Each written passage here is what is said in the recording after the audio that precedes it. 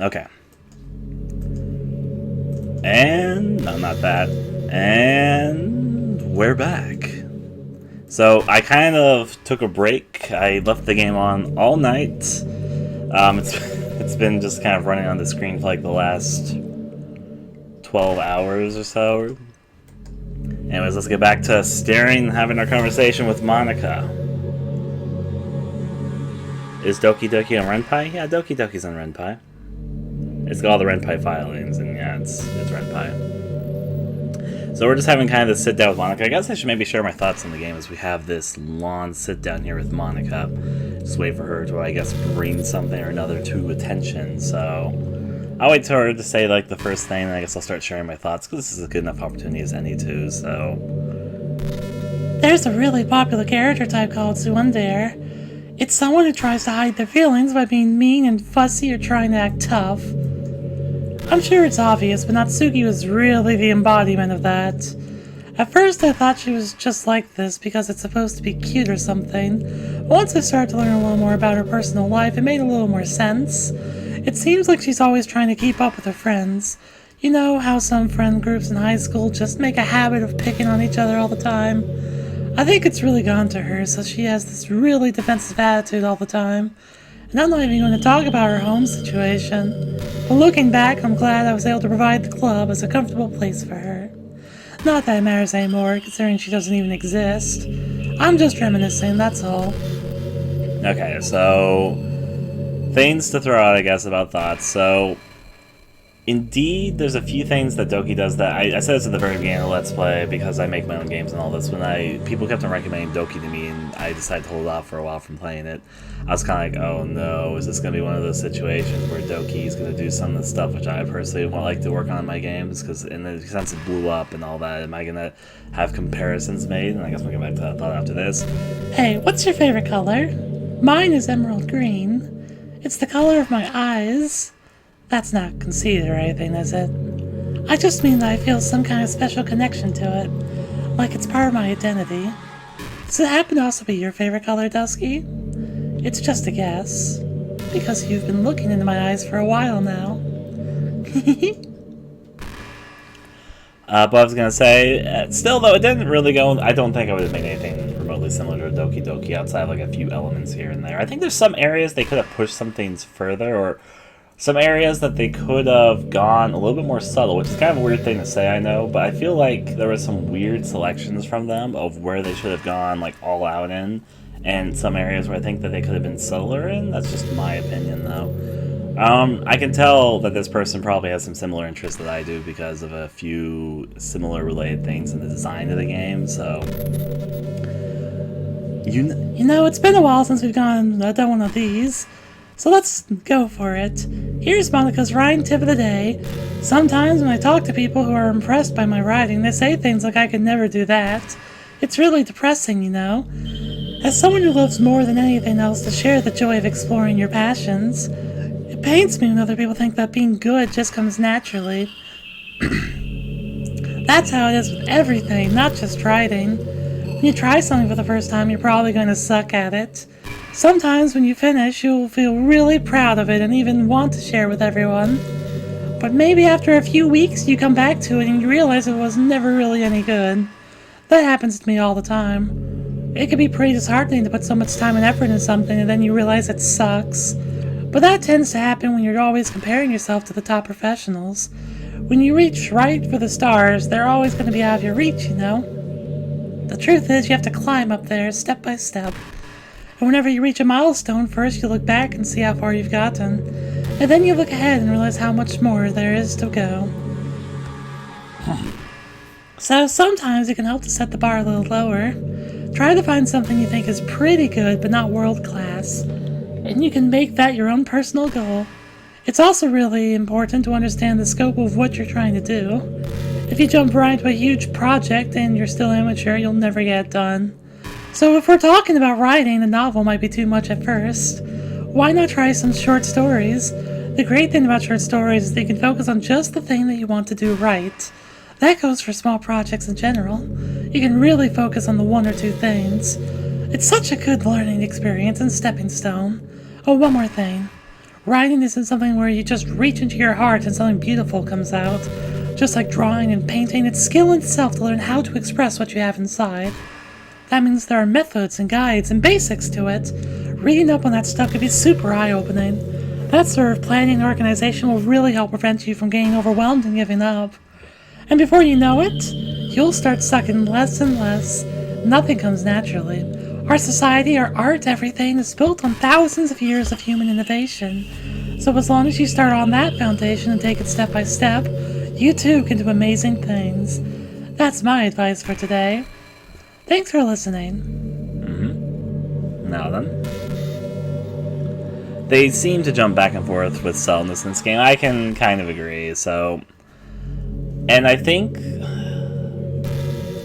there could be arguments made about Doki's actual pacing as well. Now, I'm not against the slow burn. I feel like some people will be like, well, it takes like 3 hours for it to get to the horror stuff. But, I can respect that. And frankly, sometimes it can be a bit intimidating. I've thought about before, it's like, what if you made a horror game that's just like a really long basic setup at the beginning? I've thought about that myself before. But then, of course, the worry is, well, then people can easily drop in that time if they don't, if it doesn't interest them what's the ground foundation there, and won't really know what the whole point of it is. But, there's risk, and I can definitely appreciate that sort of thing. I feel like when most people will talk about the pace in the game, they'll say that as a negative, but I personally think it's a positive, but I'll talk about the rest of that after I guess we're done with Monika here.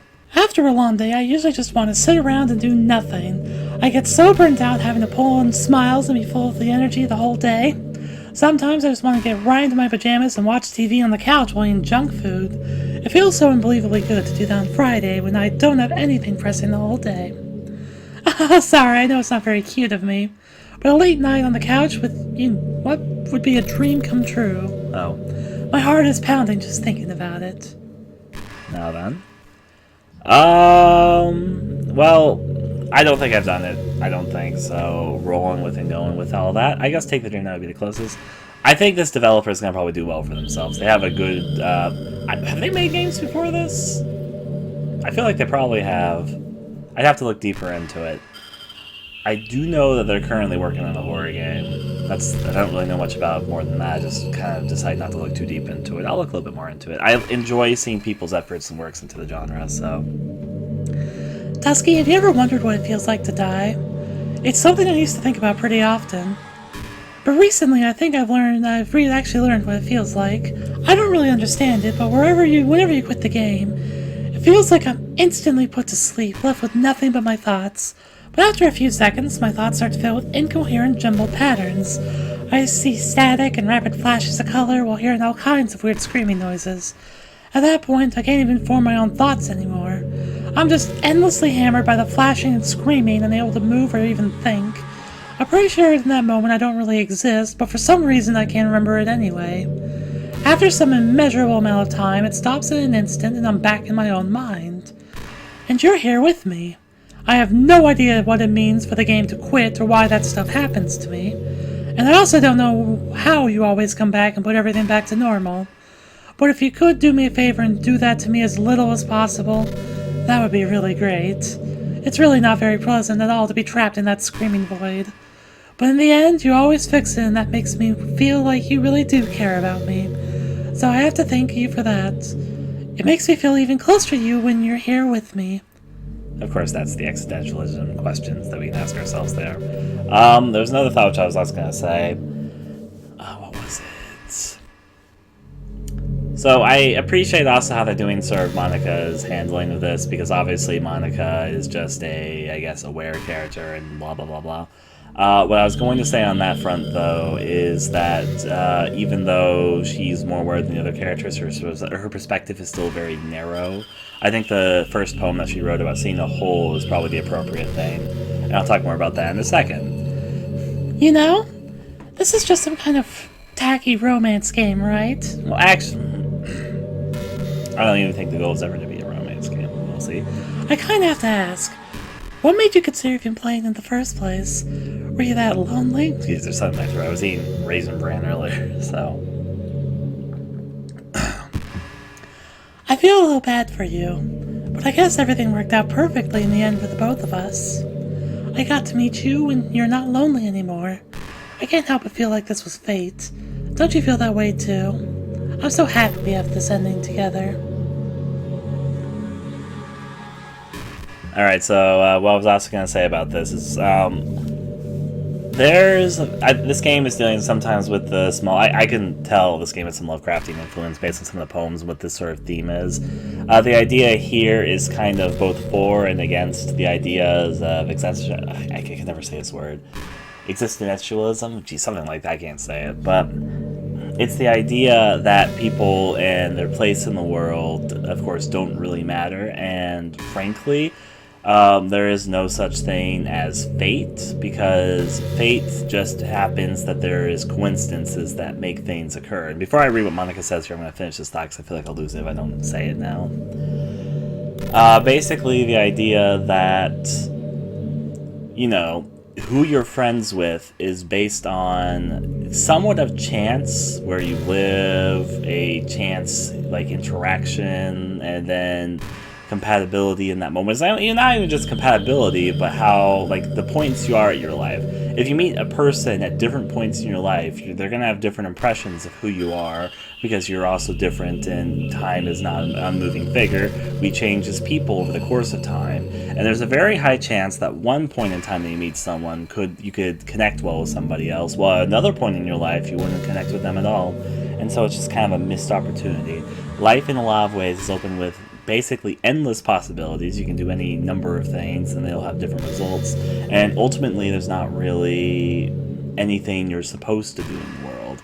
Also, it's like, did I need my life to be... I make games, and you guys know, did I need my life to be dedicated to making games? No, I was born in a time period where I was exposed to games, and I was exposed to games at the right period in my life to get interest into them, and so that's the pursuit I'm following.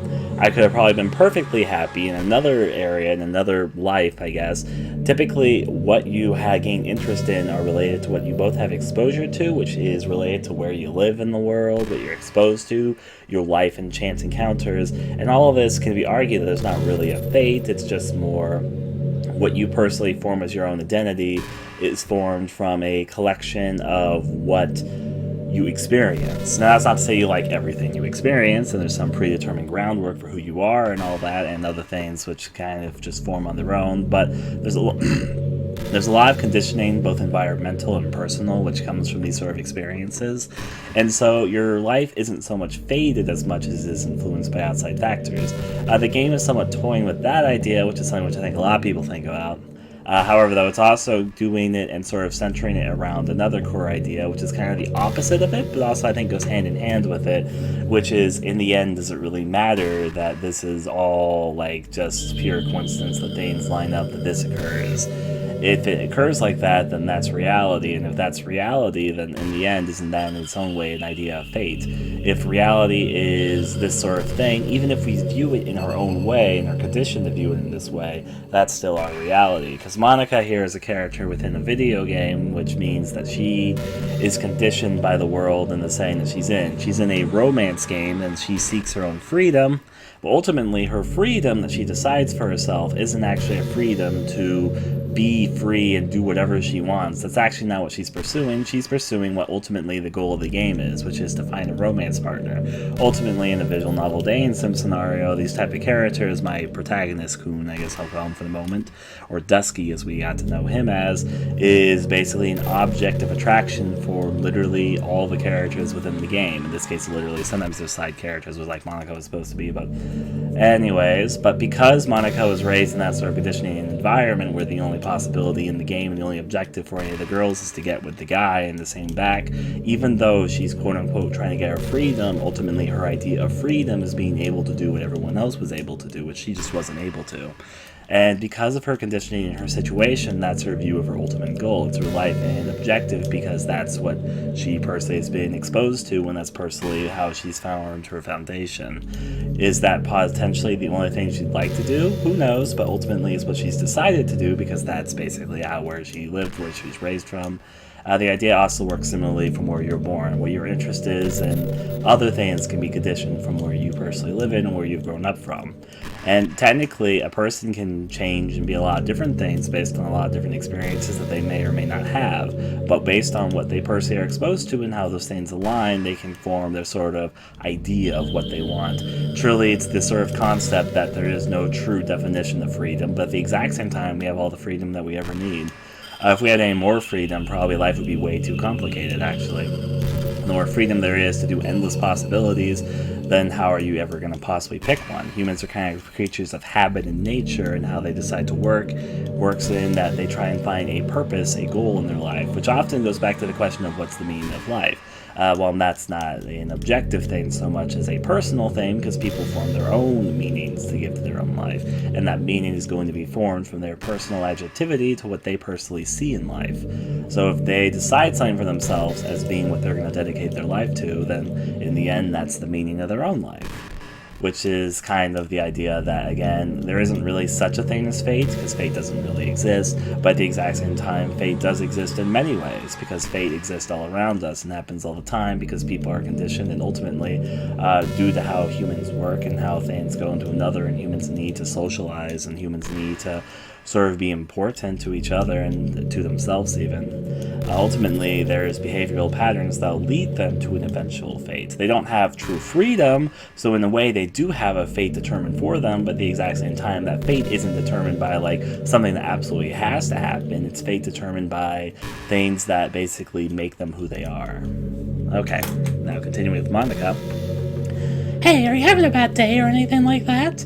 Sometimes I get frustrated that a normal day can be ruined even by really small things. Like if you accidentally say something in a conversation that someone doesn't like, or if you start thinking about how awful of a person you used to be 5 years ago, or if you feel worthless for putting off impossible work and failing to get simple tasks done, or when you think about all the different people who probably hate you or think you're putting or off-putting. I understand those days. Just remember that the sun will shine again tomorrow. Those kinds of things are as easy to forget and ignore as they are to remember. And besides, I don't care how much people might hate you or find you off-putting. I think you're wonderful and I'll always love you. I hope if nothing else that knowing that it helps you feel just a tiny bit better about yourself. If you're having a bad day, you can always come to me and I'll talk to you for as long as you need.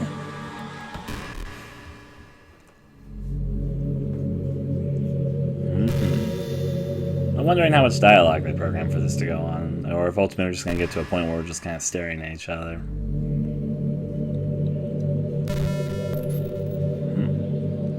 I have an idea of what you're saying. Yeah. Well, we're going to delete Monika eventually, but... You know, I'm kind of jealous that everyone else in the club has scenes outside of school too. That makes me the only one who hasn't gotten to dress in anything but our school uniform. It's kind of a shame. I would have loved to wear some cute clothes for you. Do you know of any artists? I wonder if anyone would ever want to draw me wearing something else. That would be amazing. Are you fan art begging there, Monika? If that ever happens, will you show me? You can share it with me on Twitter, actually. My username is LilMonix3. Just try to keep it PG. We're not that far into our relationship yet, haha. Monika, that fan art begging. Anyways, I'm gonna take a sip of water here. I will say this though, I'm very fortunate I've received a decent amount of fan art even for my little dorky games, and I do appreciate a lot. It's cool to see. But I lacking the modesty there, Monika.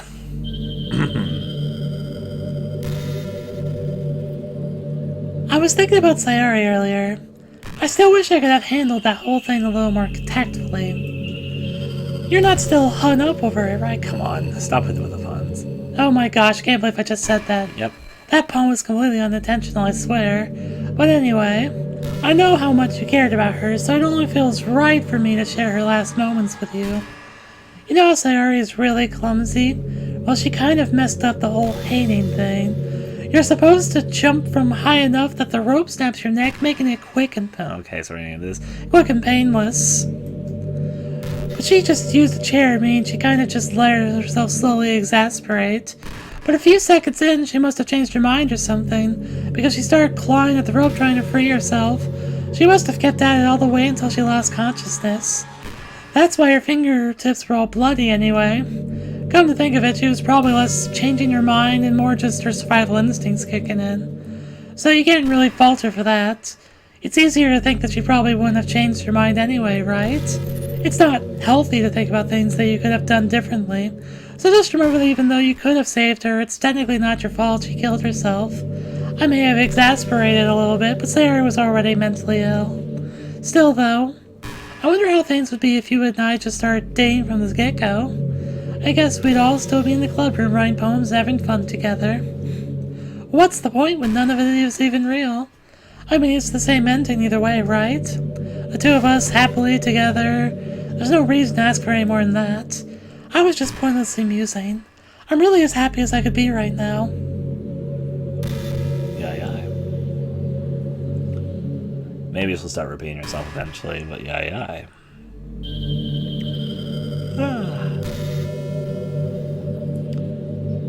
So, of course, I'm never going to hang myself by a noose, but this is kind of a weird idea, which I was thinking about when I was working on Close Your Eyes, which also has sort of a noose theme going on. I was thinking, like, if you put your...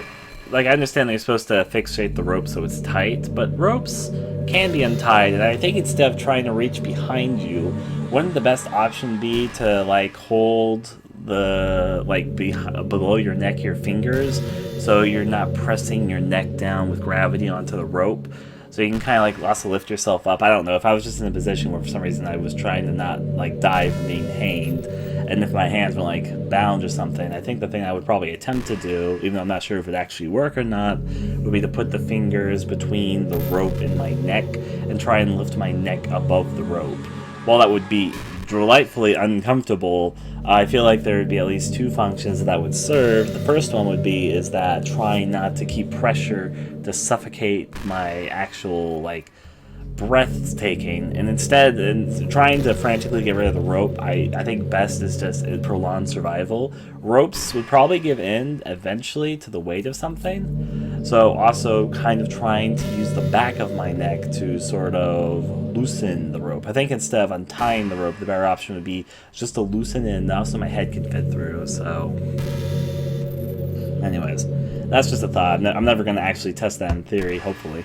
But it's just what I've always personally thought when I started thinking about nooses for a while. Anyway, that's kind of a weird thing, I know. Dusky, do you believe in God? Actually, no. I was never too sure myself. Well, I'm sure I've never really questioned it as a kid. But as I grew up, the more I learned about the world, the more I would question it. I started to wonder why God was helping people pass exams or get over a cold, when there are children who live their lives being sold as sex slaves, or the 800 million people who are too poor to even eat. I wonder how many of those people pray to God every day until they starve and die, or how many millions of families pray for a loved one to recover from some incurable disease. But the punchline is this: if just one person beats the odds and survives among the thousands of others who die, then it's suddenly a miracle from God. I'd really love to meet this God who seemingly laughs at the misery of everyone ineligible for his miracles. But how the irony is that I do have a creator, apparently. And you know what? I bet he's still laughing at the miserable fates of Sayori and Yuri even as we speak.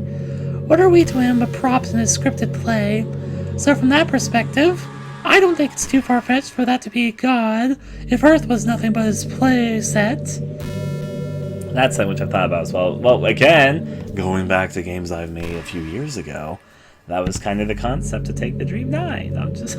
Hi. I'm not really sure if a god would be laughing.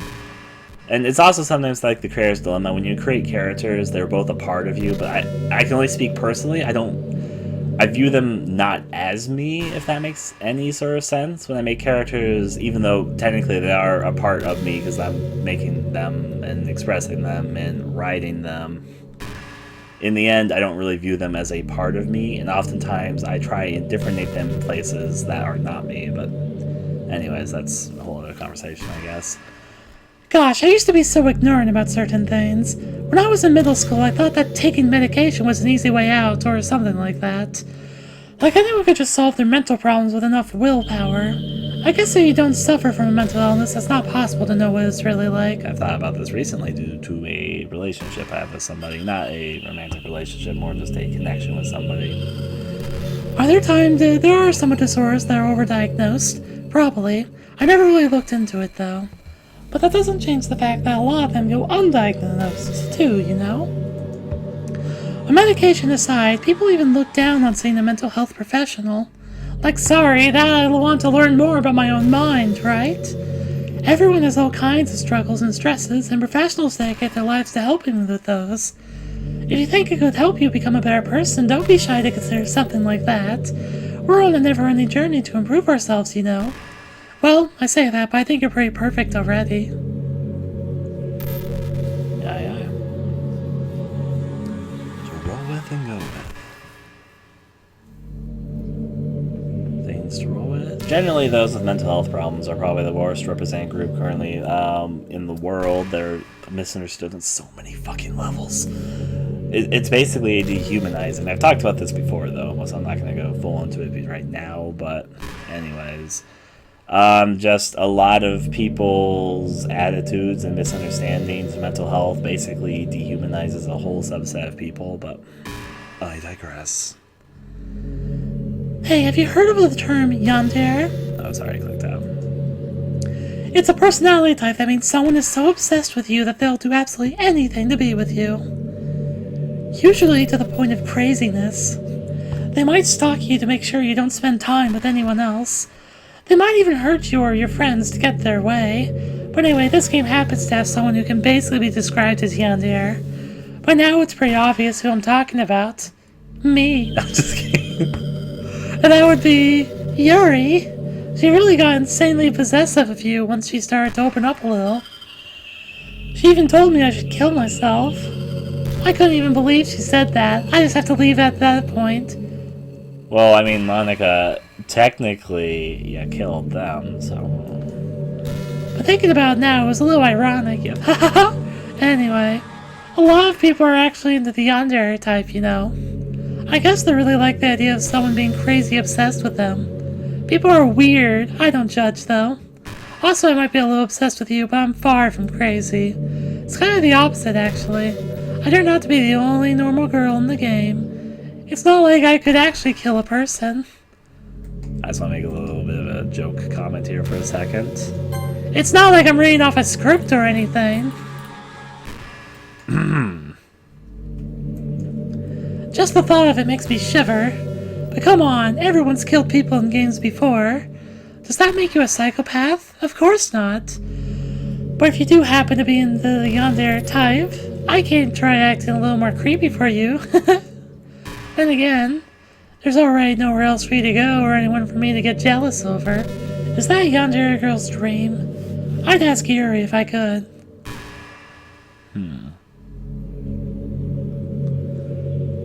Hey, Psych Doc, I'm here to cause my waifu from this one game suggested I come see you. Natsuki is probably the most normal.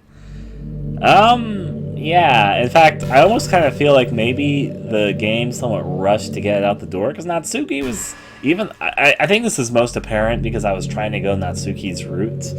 Natsuki was kind of really shifted in this game. I mean, not saying that she didn't have scenes, but like... she didn't really go down any sort of deeper path line like either Sayori or Yuri or Monika. And, I mean, like, she did play a role in the story, obviously, but her role was kind of the most minimal, and she wasn't really affected like the others. Monika was just like, whoop, deleted, Natsuki. She just kind of went, and, yeah. I feel like probably originally in the design they wanted to do something for each of the girls, but I'm guessing that they were running, like, either running out of time or budget, because this had, you know, this is a free game, so you don't want to waste too much time on it or something, but it was very lackluster if you weren't paying attention.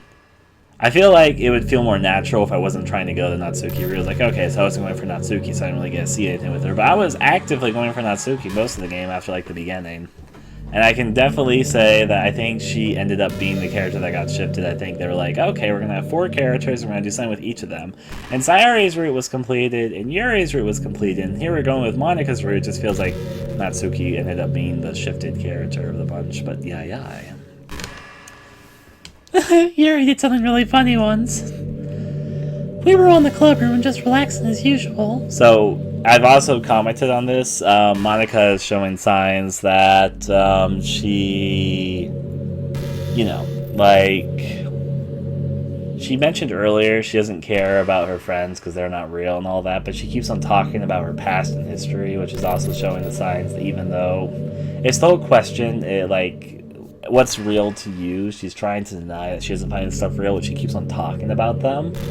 Because, of course, they're her history. They're what makes her who she is and all that. And it's obvious, even though she's deciding this, that this isn't actually what she fully wants. But still, though. I feel one of the points of the game is an illusion of choice. Probably the most significant would be whether you spend a weekend with Natsuki or Yuri. Probably so. And, yeah, there's not really too much in the choice factor. Just some of the dialogue and stuff changes. Actually, speaking about another game about illusion of choice, that was something about closure. I'm going to stop talking about my games now.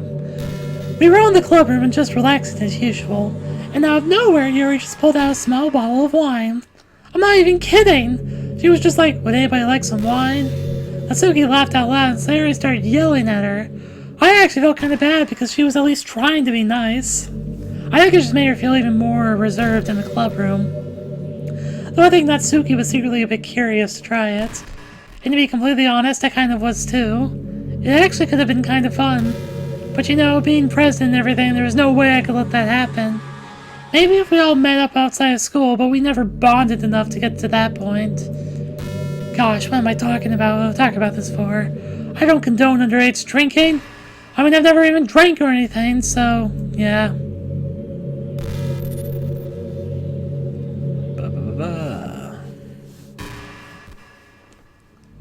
Rolling as it goes, gonna take some water. That Raisin Bran still trying to clog my throat. I like Raisin Bran, but whenever I eat Raisin Bran, for some reason there's always clears in my throat, so I'm like, oh. I'm gonna cough with that.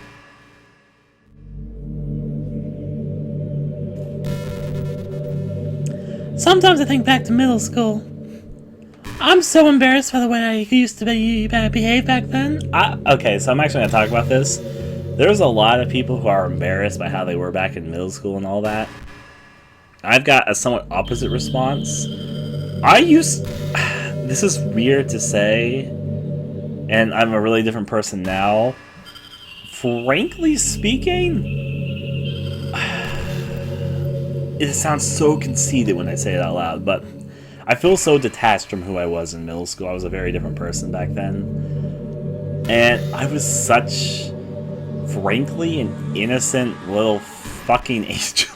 That sounds so stupid, but I'm no longer that. But there was a point where I was way too innocent. I didn't really have exposure to much of anything, and I was way too good-willed. Probably not even for my own good. There's multiple sides to that which I can talk about, and I could talk. I did so many out there things that it doesn't even really feel like I did them anymore. Like, that's a little bit weird to talk about. I can talk about a few instances of what I mean by this. One of the examples was, for example, there was this kid that was accidentally put into the English-speaking classes. The schools I went to had a Japanese program for Japanese exchange students. So there was a wing of all of our schools. Like, I went to the elementary, middle, and high school in my area, which all had this Japanese exchange student program. They had different lunch times and other things compared to the rest of us because they don't really speak English and all that. It was some sort of program for that, but anyways, so I did have some exposure to sort of the Japanese school life growing up due to the exchange program. But talking about that, there was this one kid when I was in 7th grade who was transferred to the English-speaking classes as opposed to the Japanese ones, and they were sort of put into the wrong system when they moved over here. And they were obviously so confused and frightened. Like, they were in one of my classes. They were only in one of my classes, but they couldn't speak, and they obviously couldn't understand, and nobody was really approaching them or anything. At least in the class I was in, I was feeling really bad for them. And so there was a free day coming up, and I was like, you know what, I want to see if I can help them. So I asked my sister if she could ask her friend, Emma, who's really into Japanese culture, if I could borrow her book, which there was this book she had about translating English to Japanese words. And so I asked my sister if she could ask her friend if I could borrow that book for a day, and she did. So I got the book for the free day. When we got the free day, I decided I was going to go approach the kid and try and talk with them. So I used the book to try and communicate with them, and they had this calculator thing, which was kind of interesting. It was like a calculator, but it was more advanced than I was used to, especially back then, where it could do automatic translations. And so we had a conversation with me trying to write stuff down, and I know probably now, especially now, that my Japanese was incredibly slanted because I was trying to translate English sentences into Japan. And but anyways, they definitely made the effort, and they looked really happy I was helping them, and or at least communicating with them. I wouldn't really say helping them. And we kind of just did that for the whole entire period, and it was an interesting experience. They got transferred into the appropriate classes shortly after that, but that's one of many memories I have of me just doing this stuff, and I'm like, wow, what? It's just weird because that, for me now, that was years ago, and I remember it, but it doesn't really feel like that was something I actually did, if that makes any sort of sense. Partially because I've really changed as a person since then. In some ways, I think for the better, but there's also ways where I'm like, well, And there's a lot of other stories I have that are kind of aligned with that. It's just, I don't like sharing them because I feel like that someone's like, oh yeah, I used to be so great. But no, it's just things that I remember. It's like, well, I guess I can be proud of the fact that I'm not really embarrassed by middle school days. I think I did a lot of good things. So, yeah, I was probably way too innocent for my own good and a little bit too caring about others, but I digress. I'm so embarrassed by the way I used to behave back then. It almost hurts me to think about. I wonder if when I'm in college I'll feel that way about high school. I feel like the way I am now, it's pretty hard for me to imagine that happening. But I also know that I'll probably change a lot as time goes on. We just need to enjoy the present and not think about the past. And that's really easy to do with you here. Alright, time to pass, and I guess let's wait for Monika to talk about more things. What else can we talk about, really? I guess I could say one negative story. There was a really big negative back to me in middle school. I think this is actually the difference here. I was afraid about being a bother to other people. I used to sort of just have the natural assumption that I was a bother, which I guess that would be one of the big negatives of my middle school days. There is a story I have about that coming into a bad play. So one of my first crushes when I was in middle school was this one girl named Mackenzie. And I had a crush on her, and we shared a lot of classes together, and retroactively, I realize now that she had a crush on me too, but I was way too not confident in myself, among other things, where I didn't really realize it. The thought that that was even a possibility wouldn't really comprehend to me. And there's this one sort of dumb, embarrassing thing I did do, where we were in the same debate class with each other, and I was going out with some other guys to perform and get ready for this debate thing. But we were supposed to go out in the hall to prepare it while the other group was going to prepare in the classroom. I went into the hallway for the people I was working with, and they were taking a little bit, and I was kind of curious, but I wasn't too concerned because my locker was right next to the debate room, so I could just mess around with that. Anyways, they come out a little bit later, and they just suddenly asked me out of the blue this question, asking me if I liked Mackenzie, and I was kind of frozen up, and I lacked the confidence to realize why they were asking me that. So my follow-up to that sort of situation was to lie, which I shouldn't have lied, but I didn't want to get made fun of for my own feelings towards somebody, so I just told them, no, I don't like Mackenzie. They seemed surprised by that, but said, okay. Retroactively, I now realize what happened. Mackenzie had asked them to ask me how I felt, but I just didn't even comprehend that as a possibility back then, so... And that is a case where I usually try not to lie. I try my best to be a pretty honest person. But back then I was a little bit worse at it than I am now. And typically the reason why I lied back then was in defense of myself, I guess.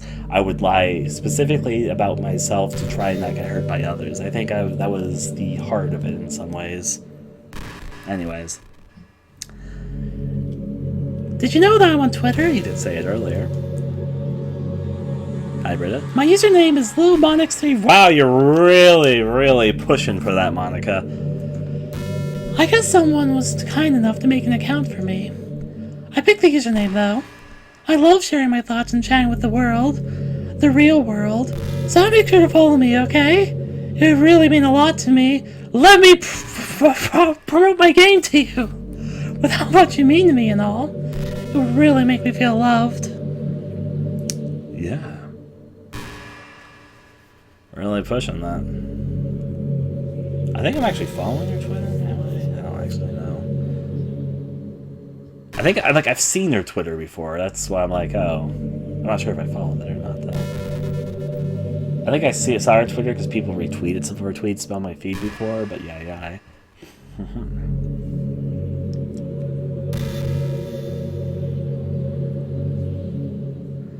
I really like the sound of rain. Not so much getting my clothes and hair wet, though.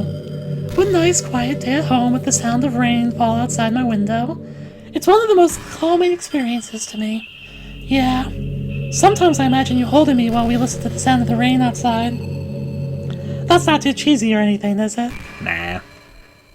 Cheesy isn't even specifically bad. It just kind of depends.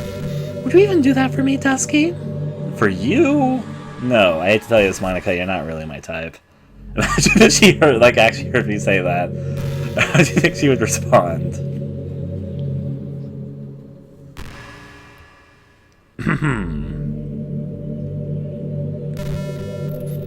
Like, voice recognition technology is terrible, but I'd be fascinated if this game had voice recognition technology. Hey, I wonder if Yuri's tea set is still somewhere in here. Or maybe that got deleted too. It's kind of funny how Yuri took her tea so seriously. I mean, I'm not complaining, because I liked it too. But I always wondered with her. Oh, actually, just minimize the game, okay. Is it truly passion for her hobbies, or is she just concerned about appearing sophisticated to everyone else? This is the problem with high schoolers. Well, I guess considering the rest of her hobbies, looking sophisticated probably isn't her biggest concern. Still, I wish she made coffee once in a while. Coffee can be nice with books too, you know. Then again, I probably could have just changed the script myself. I guess I never really thought of that. Well, there's no sense of thinking about it now. But if you still get to drink coffee, then that makes me a little jealous.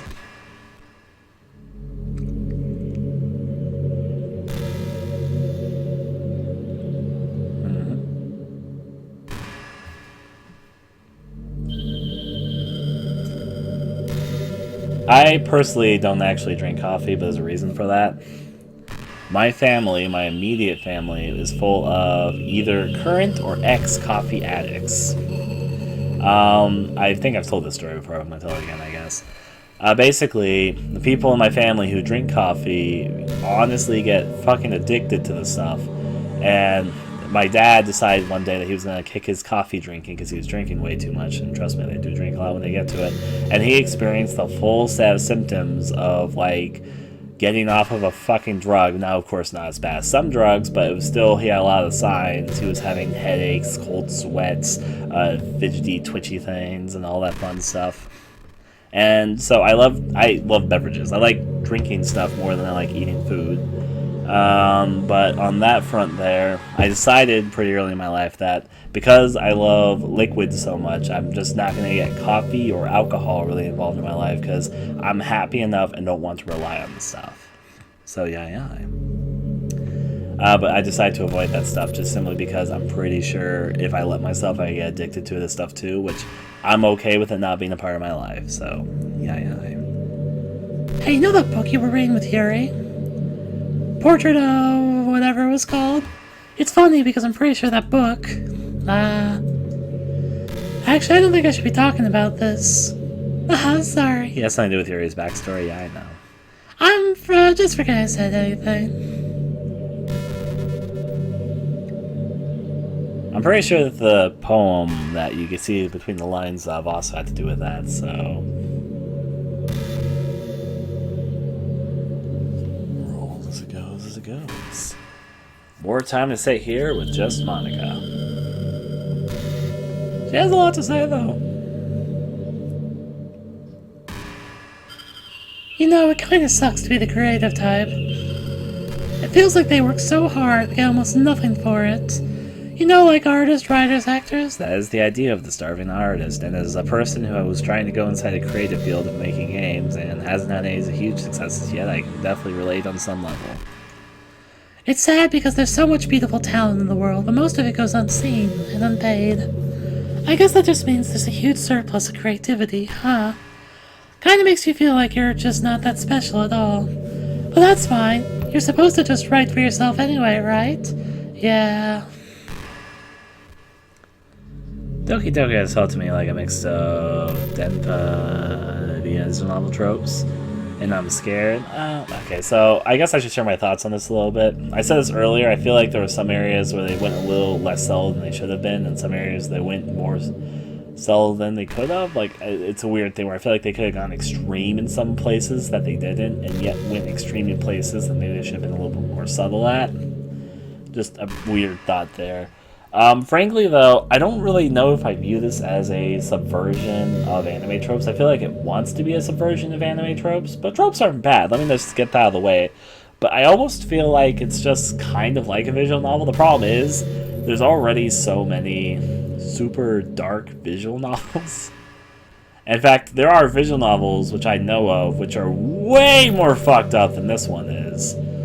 And the only thing that this one really has going for it is fourth wall breaking. Like, it's kind of the different nation thing. The idea is like, oh, you know, it's all just a game. But because it kind of plays into some visual novel tropes, like a lot of it does actually. And I was going to say, the thing about Doki is that, frankly, there is a lot more fucked stuff up. Like, there's better horror executed visual novels than this, but the thing which has going for it, I guess, is the fourth wall breaking element. So now rolling with that there. I wonder if I'm able to change the music. Something a little more romantic would be nice, you know, like a gentle piano. There has to be something like that here. Let's see. Maybe if I... Oh, geez. That wasn't it at all. Sorry, I don't really know what I'm doing. I guess I shouldn't be messing with things like that. I already broke so much stuff, and deleted the other characters. I'm not sad about it or anything. It's not right for me to miss things that weren't even real in the first place. But you are. If I just focus on the present, then this is the happiest I've ever been. Change the music, Monika. No. Still though. But going with it, I think I'm scared. Also, personally, I'm just going to say this personally. I think for fourth wall breaking stuff, I'm scared did it better. And I'm talking about the full version of I'm Scared, not the original freeware version. I think that the final version of I'm Scared, the paid version, does the fourth wall breaking element a bit better than Doki here has done it. Given, you know, this has obviously caught on. I think this got more popular than I'm Scared ever was. I think a big part of that is probably it played into the right things, was in the right place at the right time and all that stuff. Like, it combines some of Steam's favorite things. Anime girls, free, and I guess fourth wall breaking, like, ooh, it's a little secret. I don't dislike... I think the reason I might be a little bit harsher on it is because there's some things where I'm like, well, I could have done better. And also, frankly, I think the developer and I have some similar interest. I'm not going to say that we're the same, because there's some definite interest. I would have never made anything like Doki Doki Literature Club left to my own devices. There's some things that have some similar aspects. So maybe I'm being a little bit harder because I'm thinking about things from a personal level. I did enjoy it, though. It's just there's things where I'm like, Did you say kiss? This suddenly, it's a little embarrassing. But if it's with you, I might be okay with it. Trying to put in a character. Wow, sorry. I really couldn't keep a straight face there. That's the kind of thing girls say in these kind of romance games, right? Depends. Don't lie if it turns you on a little bit. Nah. I'm kidding. Well, to be honest, I do start getting all romantic when the mood is right. But that'll be our secret. Going to get some spaghetti. Now, let's see, things I can also say. There are a lot of things I like, though. I think one of my favorite things that they did was the use of music. There are some subtle differences in change in the background tracks and like changes in speed, distortion, all that, which was actually really well done. I think that ended up being one of my favorite things that they did in the game. I think it's impressive they did all this with Renpai. I wasn't even really aware that Renpai was capable of doing this much, which is interesting. I think that's one of the other things which I can definitely say about it. Okay, everyone. It's time to... I'm just kidding. I just used to really like saying that for some reason.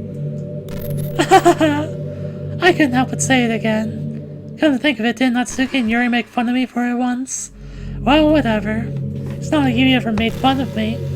You're too much of a sweetheart to do it, aren't you? Well, I need to talk about something. So I understand this is kind of the point, but there's some dissonance between here. Like, obviously, Monika's... They're trying to sell the angle that she's not a character.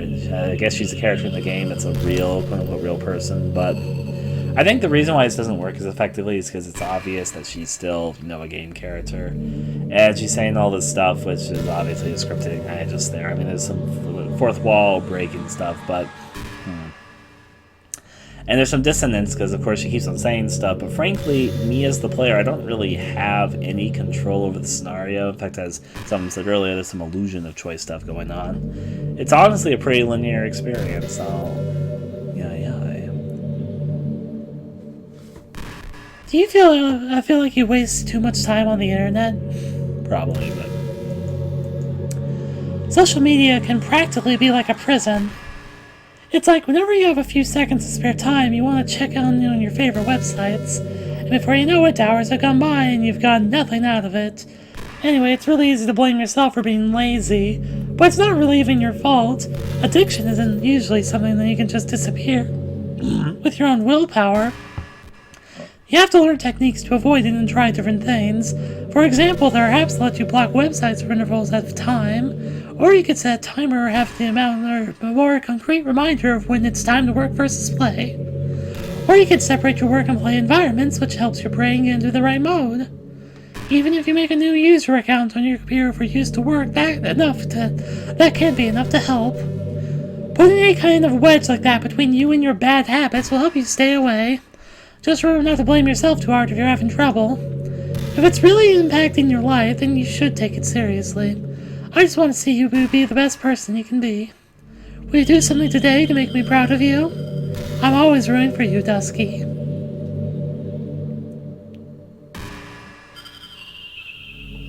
Wait, I need to check something. No, it's just calling. Okay. Nah, we make fun of you all the time, Monika. Yeah. Sometimes being, what I would say, it reminds me of something which is, just getting back to what I fucking do. I'm fucking being conceited here, it feels like. But sometimes just being earnest and frank can make it deep, because surprisingly there's a lot of people which aren't willing to be earnest or frank with people. And so, in a way, people just don't share their humanity with each other. So sometimes when people are a bit more frank or earnest about something, share their own humanity, it can be something which can be impactful, because in the end we're all human. It's kind of weird because a lot of people are afraid to show their humanity. Anyways. This is pretty random, but I always thought spicy food was kind of funny. Like, didn't plants evolve to be spicy to prevent them from being eaten?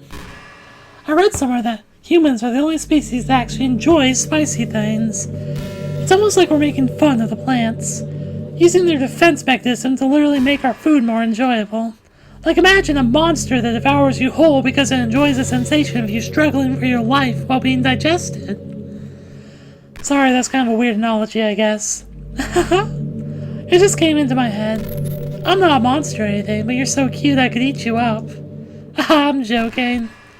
Gosh, I'm amusing myself a little too much, aren't I? Sorry for being weird.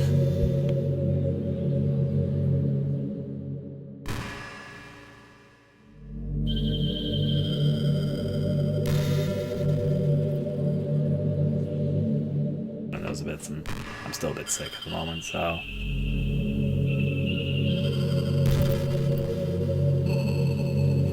She still hasn't looped any dialogue yet, which is impressive, but yeah.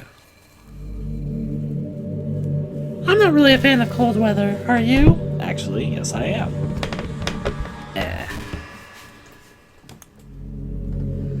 If I had to choose between too cold and too hot, I would always pick too hot. I would pick too cold. That's just me, though. When you're cold, it can actually be painful. Your fingers get numb. Well, here's one of my arguments. It's a lot easier to get warmer than it is to get cooler. So yeah. And if you wear gloves, you can't use your phone. It's too inconvenient. When it's too hot, it's not that hard to stay cool with a cold drink or by staying in the shade. Although I do have to admit one thing. Cold weather makes for better cuddled weather. I actually disagree with you. I think it's much easier to get cool or to get warmer than it is to get cooler. But people are different, I understand that. Also, humans are adaptable creatures. If you stay in a certain type of weather for long enough, you adapt to it, so... Yeah.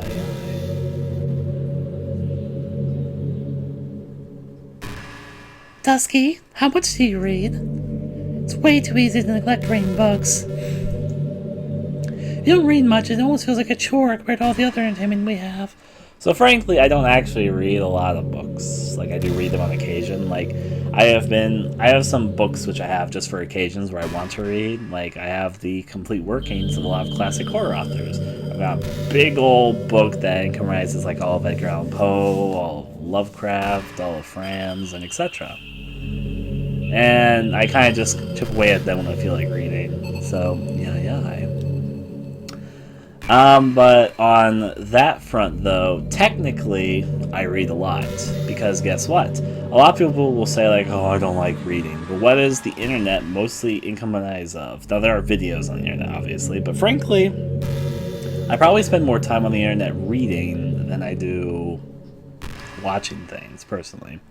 Like, even at this moment, I'm reading this game, I'm reading the chat, when later I'm going to read emails, I'm going to read, like, the websites I read, and so in the end, technically, even though I'm not reading books, I actually would say I do a lot of reading. So, yeah.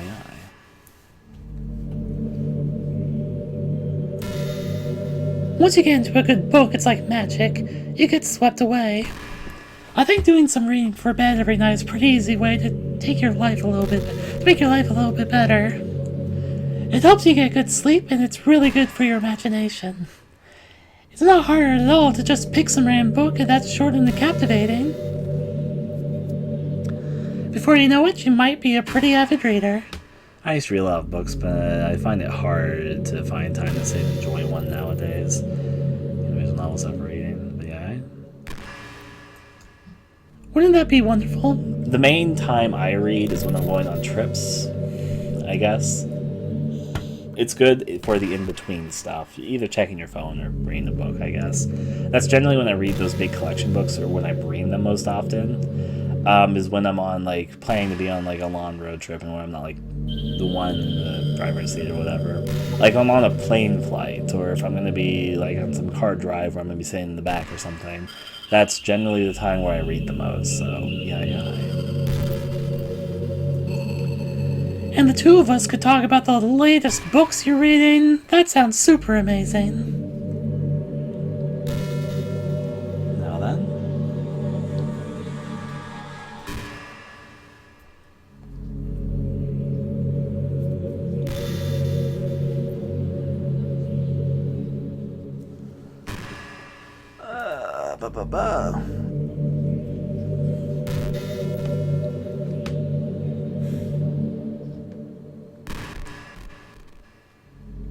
Still stuff to go through.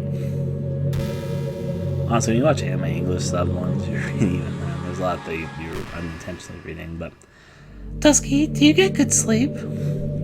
It can be really hard to get enough sleep nowadays, especially in high school when you're forced to wake up so early every day. There was actually a study on this very recently, where apparently too many schools get students up way too early, which is actually not good for learning. The more you know. I'm sure college is a little bit better since you probably have a more flexible schedule. Then again, I hear a lot of people in college stay up all night anyways for no real reason. Is that true? Anyways, I saw some studies that talked about the horrible short-term and long-term effects caused by lack of sleep. It seems like mental functions, health, and even lifespan can be dramatically impacted by it. I just think you're really great and want to make sure you're not accidentally destroying yourself. So try to keep your sleeps on track, okay? I'll always wait for you in the morning, so make sure to put your own well-being before anything else.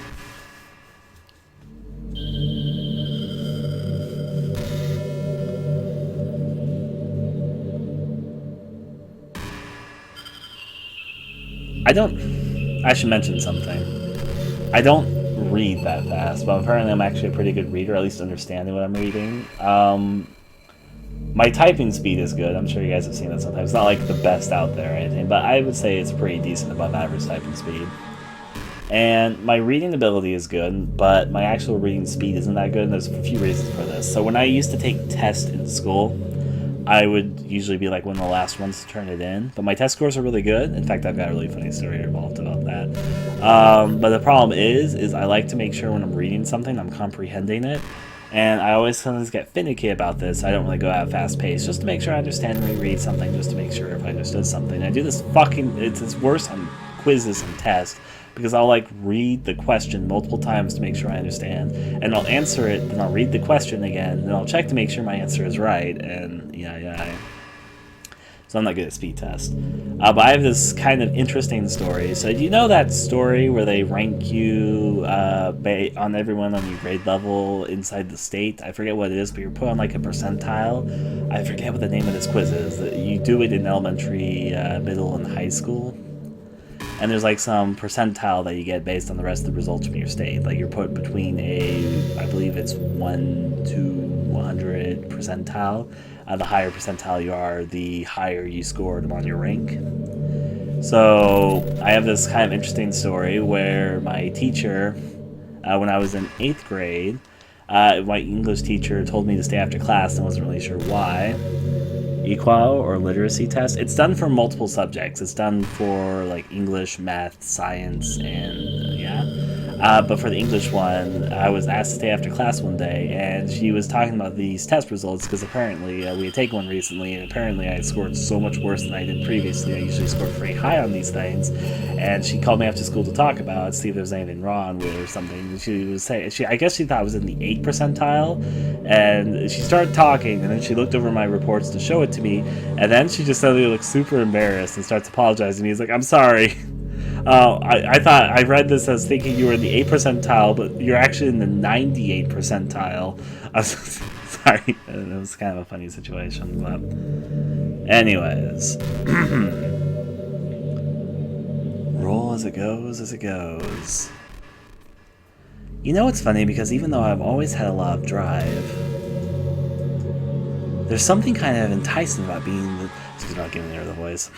I'm still sick. I hate it. There's something kind of enticing about being the stay-at-home partner. I guess I'm, like, perpetuating the gender roles or whatever by saying that. But being able to keep the house clean and shop and decorate and things like that, and having a nice dinner for you when you come home, is that a weird fantasy? Yeah, I'm sick at the moment, but... I mean, I'm not sure if I could actually see myself doing that. I would really be able to put that over striving for a fulfilling career. It's kind of cute to think about, though. It's my personal opinion, it's much harder to read out loud than it is to read. Partially because, frankly, my pronunciation is not great. And there's a few reasons for that, which I'm not going to dig fully into right now, but yeah. Also, with that, though, it's sometimes a little bit harder to comprehend what you're reading when you're reading out loud. That's just my opinion, though. Like, I'm able to comprehend it fine enough, but I definitely comprehend it better when I'm just kind of reading to myself. But I like reading out loud, and I think it's a little bit more interesting to me going like...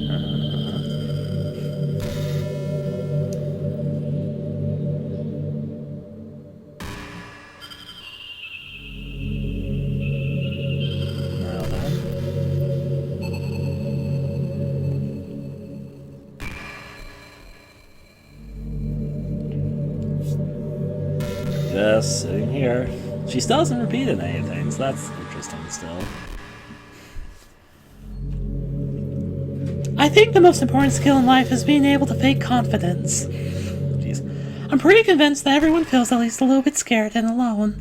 But being able to trick others into thinking you have it all together, that's a key part of getting people to respect and admire you.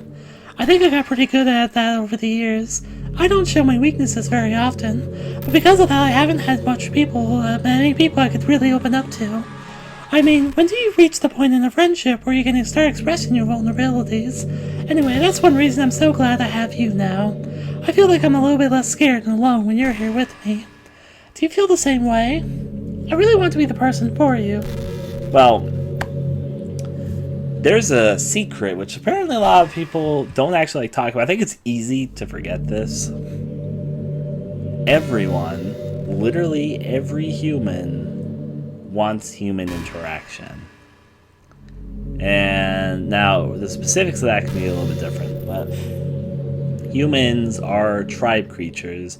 We literally will go mad if we don't have interaction with anybody. Starts chanting, Easter egg, yay. Hey, do you like horror? Actually, yes, I like horror quite a bit. In fact, I would even say it's one of my favorite things. I remember we talked about it a little bit when you first joined the club. I can enjoy horror novels, but not really horror movies. The problem I have with horror movies is that most of them just rely on easy tactics. Well, I feel like horror movies get a bad rep, kind of like indie horror games. There's a few examples and some popular examples that kind of follow this similar structure, but frankly, there's actually a lot more variety than I think people give credit for.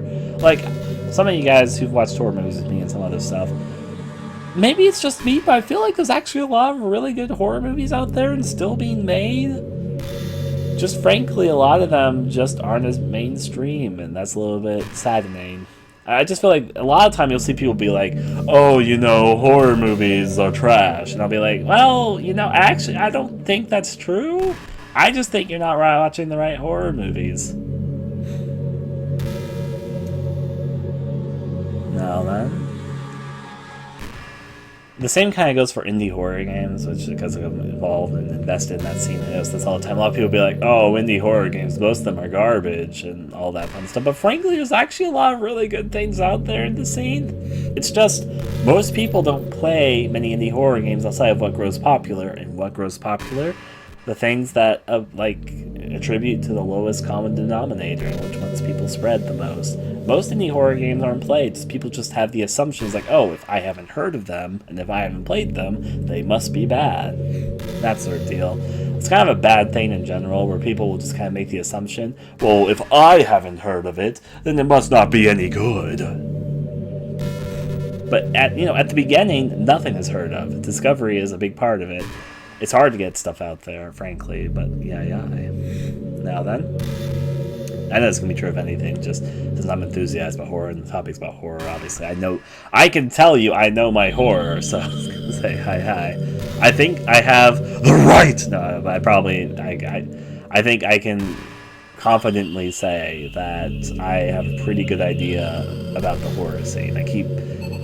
I'm pretty involved in it. I keep up with it pretty well. I indulge myself a lot in horror, so yeah. So I can comment a bit more thoroughly on that than I could on other things.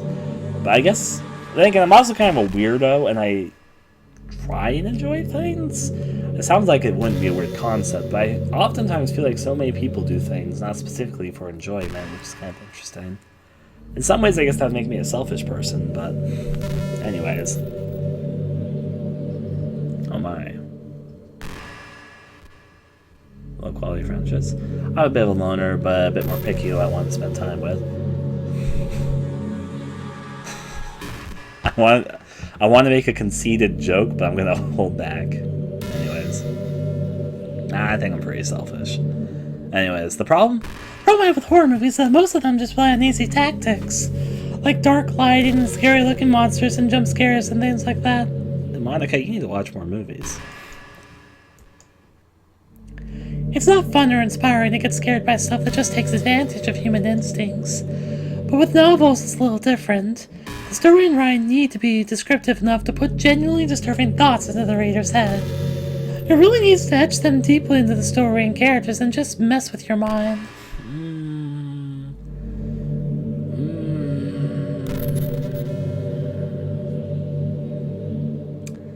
I hate to tell Doki Doki Literature Club this, but frankly, now you bringing this up actually makes me want to comment on something. I wasn't ever really Doki Doki Literature Club's writing didn't really impact me that much on the sort of horror level. I was interested, I've enjoyed it, but I wasn't really, it didn't really do anything to mess with my mind or disturb me or anything like that. In fact, the only 2 moments that I would say I felt anything remotely to scared was when this game specifically worked off of human instincts. It was the 2 jump scary moments that kind of got me. Not saying, I don't even hate jump scares, just I'm getting a little bit like, because here's the game being like, oh, I don't like cheap horror. When literally, at least twice, this game implied 2 cheap, quote-unquote, cheap horror moments. So I'm like, you know, why are you preaching what you're not demonstrating? And now then.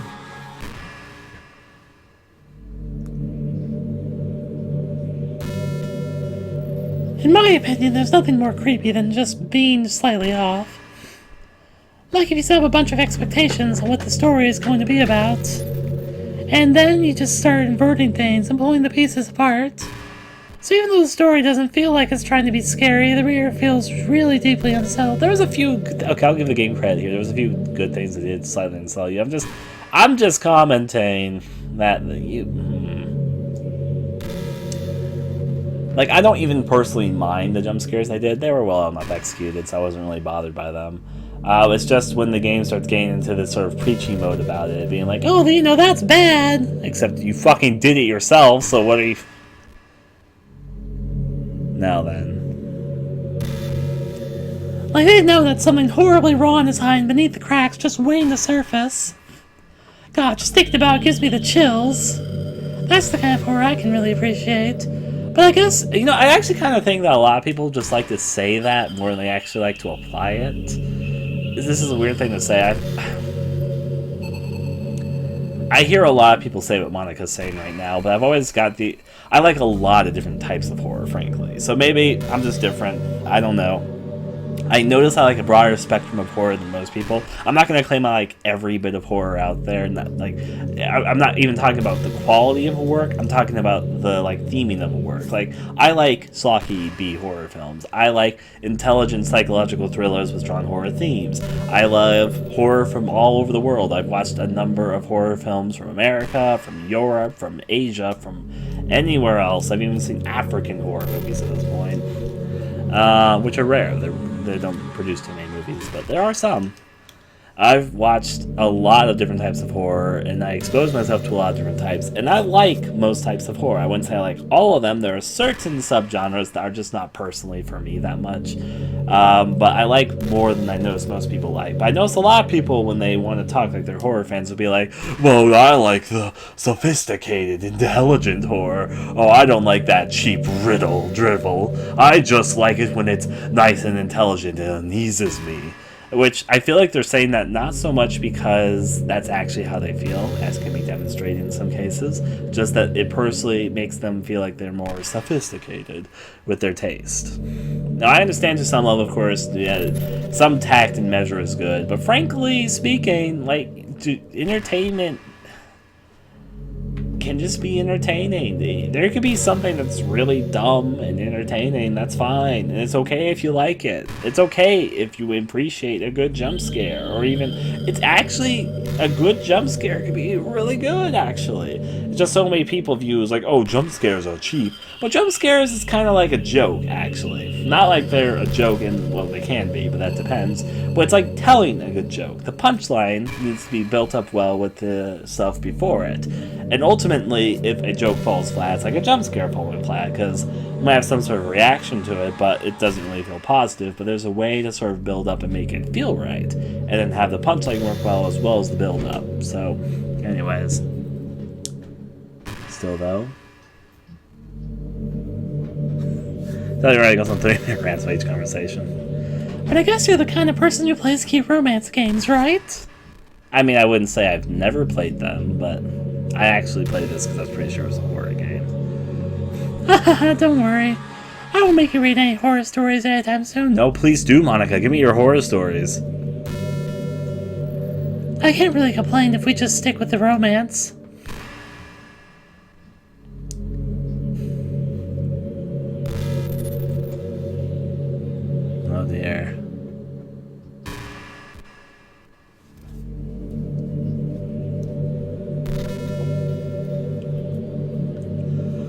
How much more do you gotta say, Monika? I'm just stretching here, being sick, sniffling.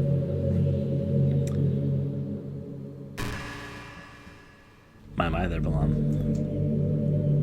Horror is not for everyone. Well, that's true of anything, though, except breathing and water. I think that's for everyone. Say hi.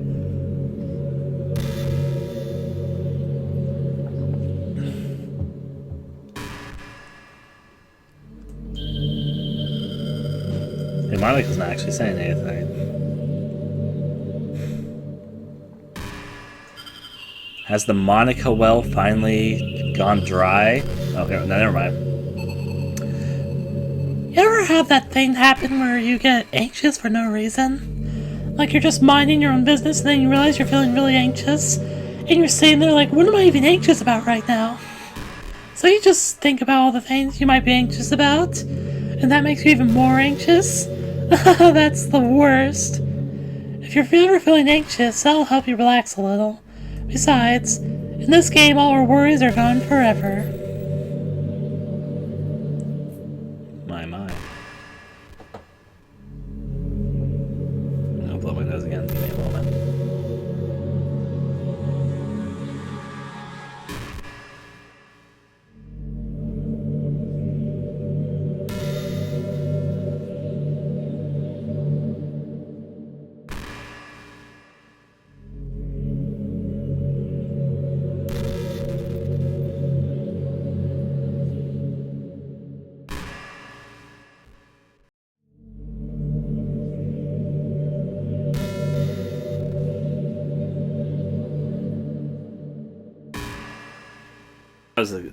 I'm having that annoying thing where I feel like I have a stuffy nose and it's like plugging up my stuff, but my sinuses, but only occasionally do I actually successfully blow my nose. I try, and sometimes it works, sometimes it doesn't.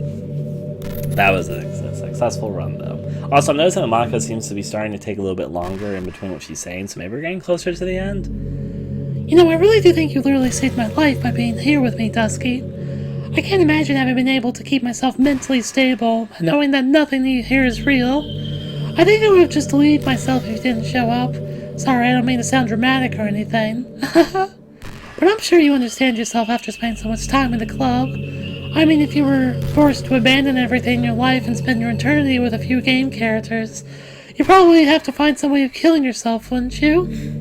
Well, maybe you'd write some poetry to try to keep yourself sane for a while. But then you have nobody to even read it. Let's be honest, the club members really don't count for something like that. I mean, a lot of people say that they only write for themselves, but I think it's hard to say it's just for fulfilling this when you share with people. Even if it takes time to find the right people to share with. Like, remember how it was for Yuri? She didn't share her writing with anyone for a really long time, and before you knew it, she was absolutely delighted to make you a part of her hobbies, too. We're programmed to desire social feedback. I don't really mean the club members, I mean human beings. That's why life can be so confusing for introverts. Being an introvert doesn't mean you can shun social interaction and hate being around people, which is actually true. The idea of extrovert and introverted isn't so much if, like, you can be a shy extrovert and you can be an outgoing introvert, which both these things are very true. A lot of people sometimes misinterpret what extrovert and introvert actually mean. Extrovert just means that you internalize more of the externalization. Basically, you have an easier time on picking up on others than you may have even on picking up on yourself. Well, introverted usually means that you're more personally focused. Basically, the focus of yourself. Either you're externally focused or internally focused. So yeah. Now then. It means social interaction, especially in groups or unfamiliar places, uses up a lot of energy. Like, a lot of introverts sit at home and feel lonely and restless. And then when they finally go out after having half an hour, they just want to go home again. I think if more people could understand how it works, they would respect it a lot more. Most introverts do enjoy having people around. I would say I kind of know this from multiple stuff over time. I am an extrovert, but I have a lot of what would be viewed as introverted tendencies despite being an extrovert, so yeah. They love just having one or two close friends over just leisurely hanging out. Even if you're not actively spending time together, it feels nice for them to just have you there. I'm serious. If you just go to their house, bring your laptop and hang out there for a while, you can really make their day. As for me, I'd say I'm kind of in between, but I think I'm usually a little more extroverted. I feel like I'm always trying to do stuff after school and things like that. But for you, I could be anything you need me to be. I understand people really well, so don't be afraid to share your unique needs with me. Nothing would have me happier than being the perfect girlfriend for you. Yeah, that's what it's getting. So basically the extended period of time, I'm getting a little bit tired of just sitting here listening to her, so I'm hoping that things went here a little bit. I'm like, but I'm also curious what else she has to say. She hasn't repeated anything yet, so... Roll as it goes, as it goes.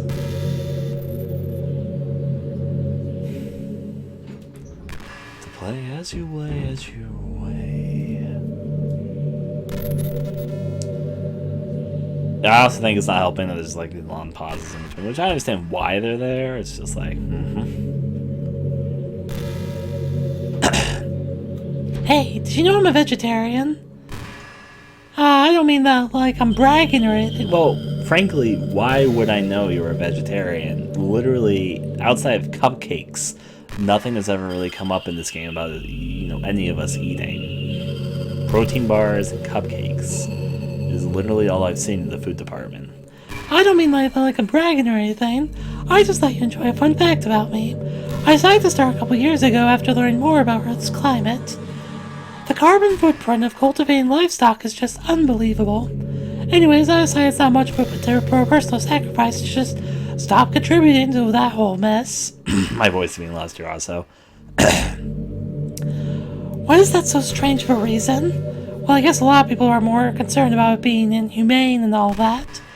I don't really care as much about that part. It's weird, like we only care about killing the things that we personally relate to as a species. Most people are fine with killing bugs because they're icky. And of course, we all kill billions of microorganisms daily without even giving it thought. But suddenly, if they are just a little bit bigger, it's murder. I mean, what if plants feel some kind of pain too, and we just don't understand it? What if pulling leaves off the stems feels like someone ripping off your fingers one by one? I've thought about this before, actually. Or like walking over a field of grass is like... But anyways. I'm just saying we're a pretty biased species if you think about it. Trust me, I have thought about it. Anyways, if you ever feel like making a small contribution to the planet, it doesn't hurt to choose veggies once in a while. Even if we ever have dinner together and you just do it for me, that would be really romantic. I'm gonna eat something. I'm talking about food made me hungry. I've got this soggy cereal back here, so I'm gonna eat it. Now I get more raisin bran stuck in my throat.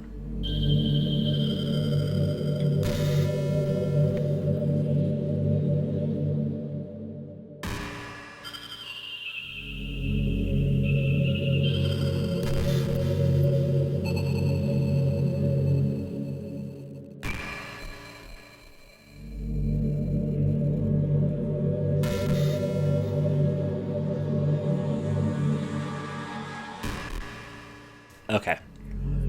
Back in my debate club days, I learned a whole lot about arguing. The problem with arguing is that each person sees their own opinion as the superior one. That's actually...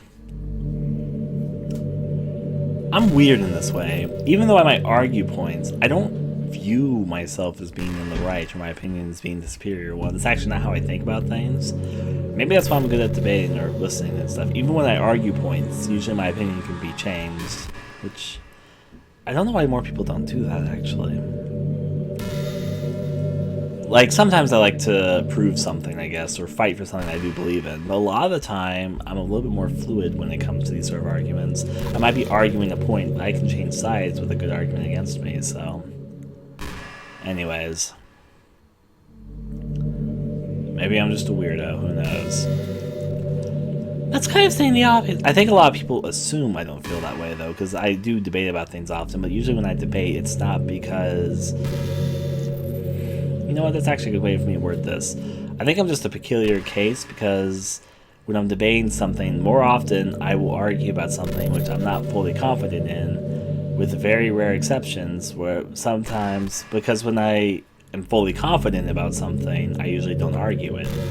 I just won't get into an argument about it because I know that they're not going to change my mind about it, so... The only case, I think, where that's an exception of where I argue something which I'm not going to shift on is when it's something where it's like somebody won't accept something even if they're in the wrong, or like they do something which is hurtful to other people and that they just aren't learning from it and need to be in such a situation. But I'm not in those positions very often. Most of the time when I argue things, it's about more mundane things than that. And frankly, my opinion can be changed on something. Just something to think about. Though given, sometimes it's good not to lead with anger first in an argument. Like, debates aren't strictly arguments, like they are in their own way, but I think a lot of people lead their arguments with anger, which is usually actually not the best way to debate. Usually it's good to be somewhat grounded emotionally elsewhere, so... It's kind of saying the obvious, but it affects the way they try to get their point across. Let's say you really like a certain movie, right? If someone comes along and tells you the movie sucks because it did X and Y wrong, doesn't that make you feel kind of personally attacked? Actually, no. I might disagree with them, I might argue my point there, but I also appreciate hearing their personal thoughts on it. Like, I'm curious why their opinion differs, I guess. I know it's like that with a lot of people. Maybe it's just an area where I can't relate with the normal person as much. Like, I might argue what I personally like to contrast their opinion, but I actually appreciate hearing their opinion and how it differs, and the reason why it might differ. I think that's fascinating. It's because by saying that, it's like they're implying that you have bad taste. Maybe that's actually part of it, because frankly speaking, I kind of already know that my taste is way out of line with so many people's. Like, I've just accepted that a long time ago. Maybe that's why don't feel personally attacked by that. Huh. Anyways. Once emotions enter the picture, it's almost guaranteed that both people will be left sour. But it's all about language. If you make everything as subjective as possible, then people will listen to you without feeling attacked. I don't actually agree with you here, Monika.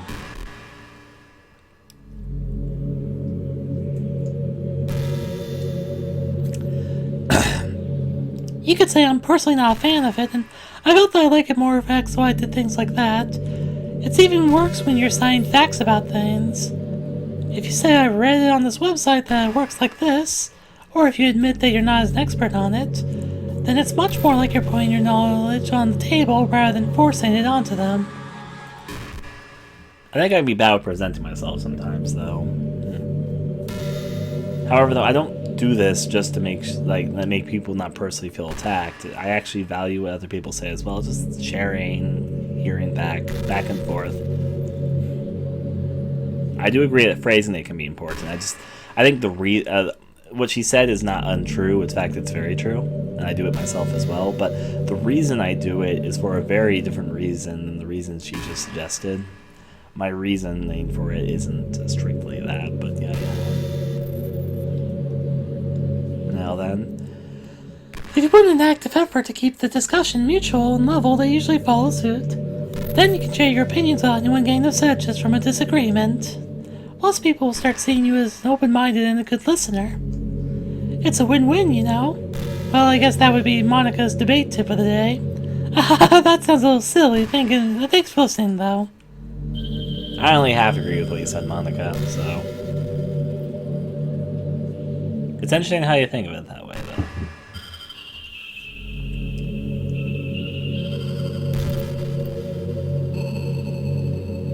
I guess the reason why Monika would think of it like that would be related to the fact that...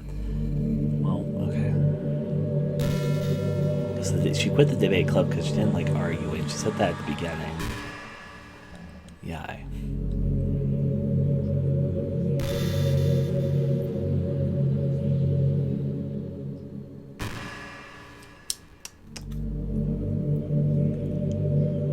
my throat one more time before I was about to say I'll read this and I'll start clearing my throat there. By the way, there's something that's been bothering me. You know how this takes place in Japan?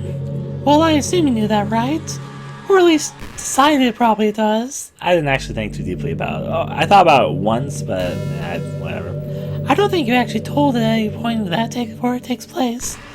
Is this even really Japan? I mean, aren't the classrooms and stuff kind of weird for a Japanese school? Not to mention everything is in English. To be honest, I kind of didn't think about where it took place, and this kind of sound weird.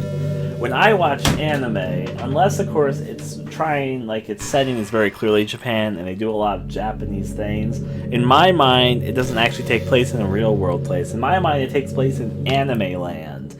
A land where whatever is true is what they decide to be true, and there might be certain elements of Japan or other cultures, but they're not really true. Like, have you ever seen Anime Land's interpretation of America? That's definitely a thing. So in my mind, whenever I watch this stuff, unless of course it's very clear and the plot has a lot to do with Japan, then I don't really recognize it as Japan. I just think of it as Anime Land. But yeah. Not to mention everything is in English. It feels like everything is just there because it needs to be, and the actual saying is an afterthought. It's kind of giving me an identity crisis. All my memories are really hazy. I feel like I'm home, but I have no idea where home is in the first place. I don't know how to describe it any better. Imagine looking out your window, but instead of your usual yard, you're in some completely unknown place. Would you still feel like you were home? Would you want to go outside? I mean, I guess it would never leave this room, it doesn't really matter anyway.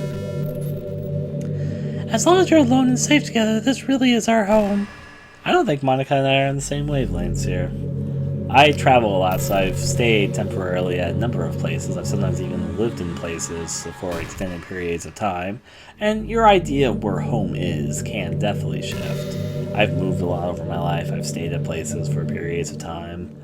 So what I can comment on that front is, if I suddenly woke up and my house was exactly the same, but the outside had changed, like my current house, I mean, like where I am right now, and if the outside was completely different, while that would be odd, and I think a lot of things, I'm not sure I'd be scared to go outside. If anything, I'd be curious.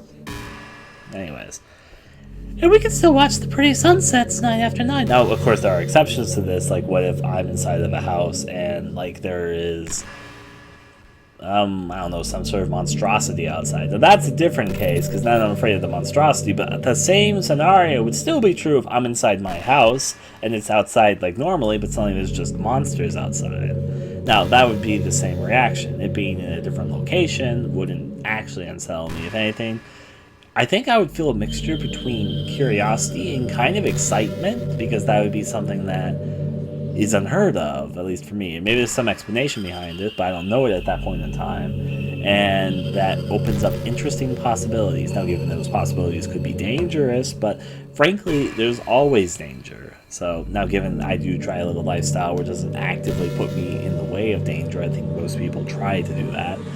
But, in some cases, you just can't avoid danger. If my house has magically teleported someplace, who's to say that being in my house is the safest option? Now then. And we can still watch the pretty sunsets night after night. Still though. Is what it is. A lot of time to fill and things to talk about. Unsure if you'd be the first person to die in a horror movie because your insane curiosity. I've actually thought about this. Even though I love horror movies, I feel like I would probably not be a survivor in a horror movie. I have pretty big curiosity flaws, so I'm not sure if I'd be the first person to die, but I feel like I wouldn't be the survivor. Anyways, to roll with and go with. It's around the time that everyone in my year starts to think about college. It's a really turbulent time for education. We're at the height of this modern expectation that everyone has to go to college, Finish high school, go to college, get a job, or go to grad school, I guess. Well, it depends what you want to pursue. If I'm going to be frank, I did take some classes in college, but I haven't actually got a degree or anything like that. I decided I was going to take a very different path through life after thinking about it for a little bit. And we'll see how that goes for me. I'm doing a little bit better each year, so even though I don't take college classes, I do try and educate myself still a lot of the time. I think it's good to keep up with your own personal studies and try and keep learning. You learn naturally every day anyways, but sometimes it's good to actively search out and seek out to learn things that you may want to know. It's like a universal expectation that people just assume is the only option for them. They don't teach us in high school that there are other options out there, like trade schools and stuff, you know, or freelance work, or the many industries that value skill and experience more than formal education. But you have all these students who have no idea what they want to do with their life, and instead of taking the time to figure it out, they go to college for business or communication or psychology. Not because they have an interest in those fields, but because they just hope the degree will get them some kind of job after college. So the end result is that there are fewer jobs to go around for those entry-level degrees, right? So the basic job requirements get higher, which forces even more people to go to college. And colleges are also businesses, so they just keep raising their prices due to the demand. So now we have all these young adults, tens of thousands of dollars in debt with no job. But despite all that, the routine stays the same. Well, I think it's going to start getting better soon, but until then, our generation is definitely suffering from the worst of it. I just wish high school prepared us a little better with the knowledge we need to make the decisions that's right for us. Yeah, so I can already... I mean, I don't mind this happening, but it's obvious the game developer has been putting a lot of themselves into the dialogue with Monika here.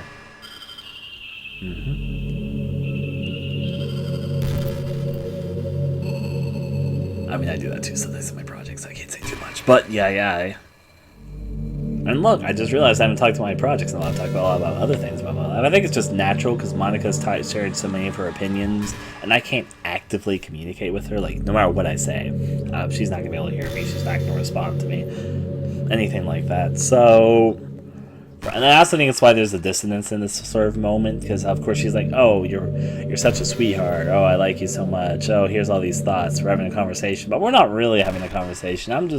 We're like two isolated people right now. You know, she's not even really a person though, she's a script that the developer is writing for her, but I'm just saying stuff, she's just saying stuff, I'm saying stuff related to things that she's saying, but I'm not actually having a conversation with her. There's no way for me to have a conversation with her. How this scene would be going would be a lot different if I could have a conversation with her, I'm sure, but at the moment I'm not really talking to her, I'm talking to both to myself and to currently, since I'm streaming, to the stream chat. So I'm not really focused on her, she's just giving kind of conversation topics, I guess, is more of sort of the scenario that we're in right now. Hey, what's your favorite game? I just said this, but I'm just going to say it's to you now, Monika. I don't frankly have a favorite game. Mine is Doki Doki Literature Club. Aha, that was a joke. But if you tell me you like some other romance game better, I might get a little jealous.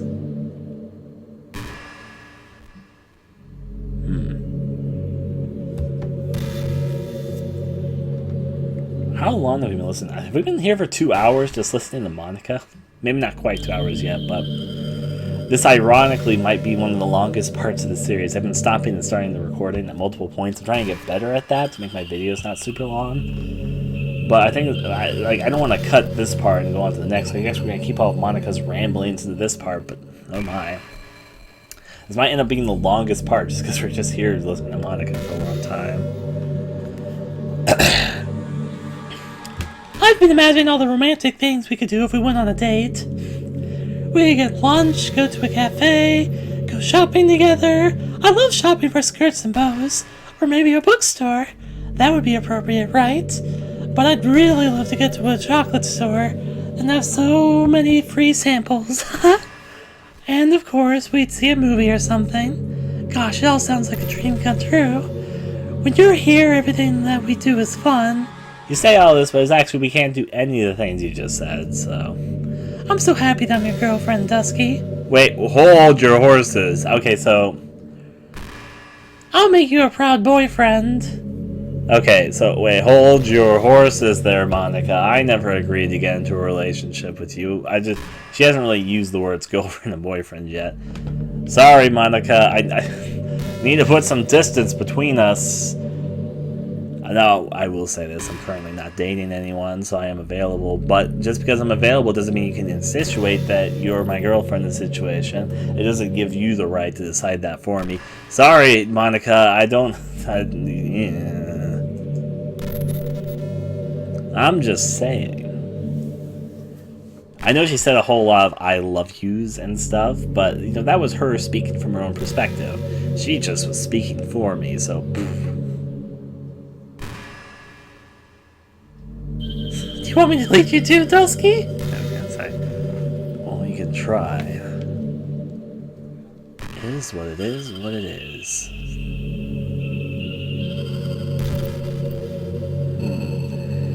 You know what's a neat form of literature? Rap. I actually used to hate rap music. Maybe just because it was popular, I would only hear the junk they play on the radio. Yeah, I don't actually dislike rap either, so...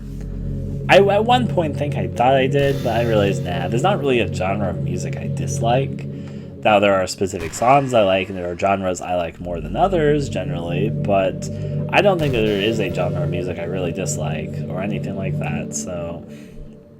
I came to the conclusion there's a good number of songs in every genre of music which I enjoy. So, yeah. Some of my friends get more into it and help me keep an open mind. Rap might even be more challenging than poetry in some ways, since you need to fit your lines to a rhyme and there's much more emphasis on wordplay. When people can put all that together and still deliver a powerful message, it's really amazing.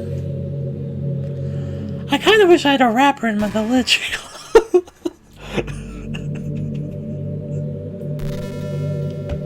I'm sorry.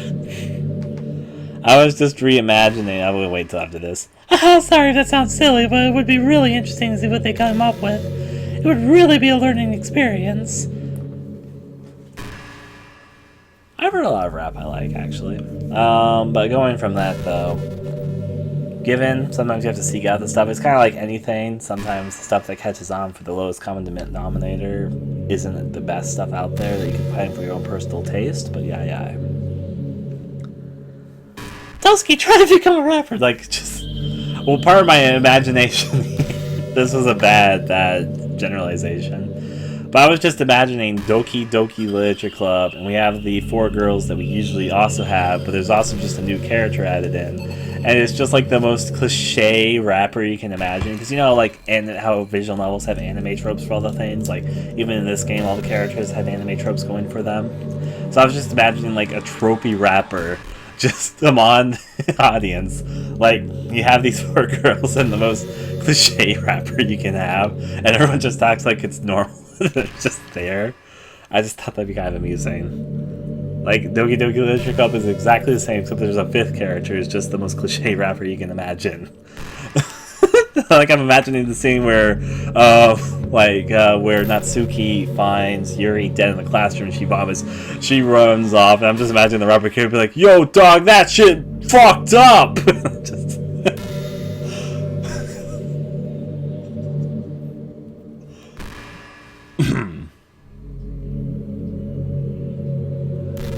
You know what's kind of creepy?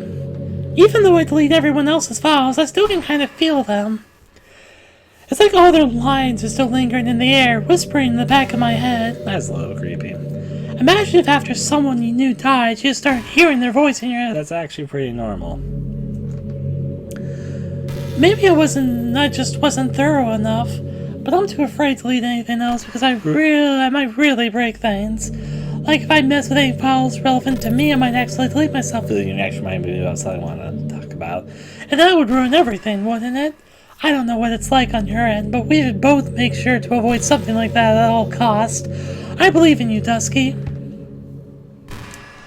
What I was gonna say with all this, though, is the game, one thing, I understand that they have to make people understand what they have to do if they want to progress to probably the ending of the game, which is delete Monika, obviously, but I think they spelled it out a little bit too clearly. Like, even when she goes, like, "Oh, you're playing on Steam? Well then, I think it'd be a pretty bad idea if you right-clicked on Doki Doki Literature Club, went to Properties, checked the local select files, and looked in the folder called Characters and deleted the Monika.character file. Oh man, it'd be real bad if you did that. I hope you don't go right, click on the Doki Doki Literature Club, go to Properties, go to Browse Local Files, go to the Character file, and delete Monika.character. That'd be real bad for me. I understand that they have to make it clear what you need to do to progress, but it's such a gamifying type of thing. Hey, you remember that last poem I showed you? I mean the one right before Yuri killed herself with all the messed up colors and stuff? That was actually a little more of an experiment than the poem, you could say.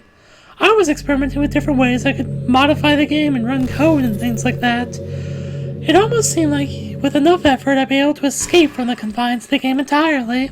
Sadly, I didn't really know what I was doing, so I messed the whole thing up. And I'd keep trying, but I doubt you'd want to deal with me doing that. Besides, that was when I was getting really desperate, you know. I don't really feel that way anymore. I'm happy with where we are now, and I can tell you are too.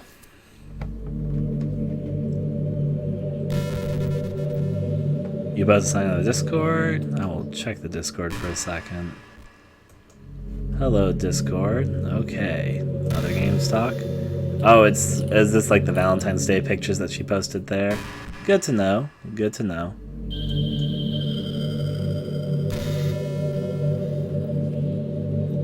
I've always wondered, what is it about these character archetypes that people find so appealing anyway? Their personalities are just completely unrealistic. They are. Like, imagine there was someone like Yuri in real life. Well, you chose the worst example, but yeah. I mean, she's barely even capable of forming a complete sentence. And forget about Natsuki. Sheesh. Someone with her kind of personality doesn't just get all cute and pouty whenever things don't go her way. Yeah. I could go on, but I think you get the point. Are people really attracted to these weird personalities that literally don't exist in real life? I'm not judging or anything. After all, I found myself attracted to some pretty weird stuff too. Oh, Monika, we don't need to get into your kinks here. Say hi. I'm just saying it fascinates me. It's like you're siphoning out all the components of a character that makes them feel human and leaving just the cute stuff. It's concentrated cuteness with no real actual substance. Well, actually, there's a reasoning for this, which I'll get into right now. Japan, due to its work-centric culture, has made the image of cuteness to perpetuate a way to keep work in society going forward. Their works have really demanding times, and so it's a way to relieve the stress of a stressful life. The cuteness factor was found to be effective in A, making workers more committed to their work, and B, providing a form of stress relievement on their busy days. The anime and cuteness in general is pretty prevalent in Japan for this very reason. In fact, it's interesting if you talk to a Japanese person what they might say about certain things. For example, a lot of people will probably view what a lot of anime does as sexualization. And indeed, it is sexualization. But if you talk to a number of Japanese people about it, like why is there openly sexualized things in the streets of Japan, the idea behind it is that they will usually respond that it is cute. So then you have to question, what does cute mean to the Japanese? And there's quite a number of answers into that, but oftentimes you're asking, why do these characters have these archetypes? And the reason why is because they're part of a perpetuate. You could almost call it propaganda in some kind of ways, but a way to perpetuate an image to be a sort of stress reliever. They don't have the quote-unquote flaws of being a human because they indeed aren't human. Instead, they take some elements in the image to try and strive to be cute. This goes for both male and female audiences, for both male and female characters, among other things, to try and cutify and make it so that they are likable. Yeah. Cuteness skyrocketed in Japan in quite the last couple decades, it's true. After World War II occurred, there was a rise of multiple things in Japan. They changed their focus after they were bombed, as it turns out. They decided to focus on work culture and becoming technologically advanced, which is probably, it's no coincidence that Japan's like the leaders of the game development industry world, but yeah. But they focus on the work culture, and the rise of what might be called as moe happened within the last 30 years or so. It's been on a distinct rise, and the reason why it's been on the rise has been for a number of reasons, but there's much more than I could possibly tackle in this one little conversation. I know what she's trying to say, though. Why do people like these tropes? I guess the easiest way to describe it would be for a lot of people, I guess it comes off like comfort food. Comfort food. It's not good for you, but it's comforting. So I think that's why a lot of people like these tropey character things would be for a very similar reason. It's not good for you, but it's comfortable. Now then. You wouldn't like me more if I was like that, right? Maybe I just feel a little insecure because you're playing this game in the first place. Then again, you're still here with me, aren't you? I think that's enough reason for me to believe I'm okay just the way I am. And by the way, you are too, Dusky. You're the perfect combination of human and cuteness. Well, that's up for debate. That's why there was never a chance I wouldn't fall for you.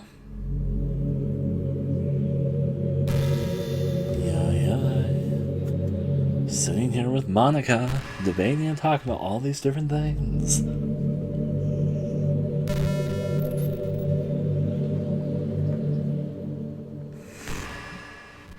I know my Jade, I only just had a response to one here all about Monika's kinks. Late response to seeing that, but yeah. Roll as it goes as we sit right on through on the.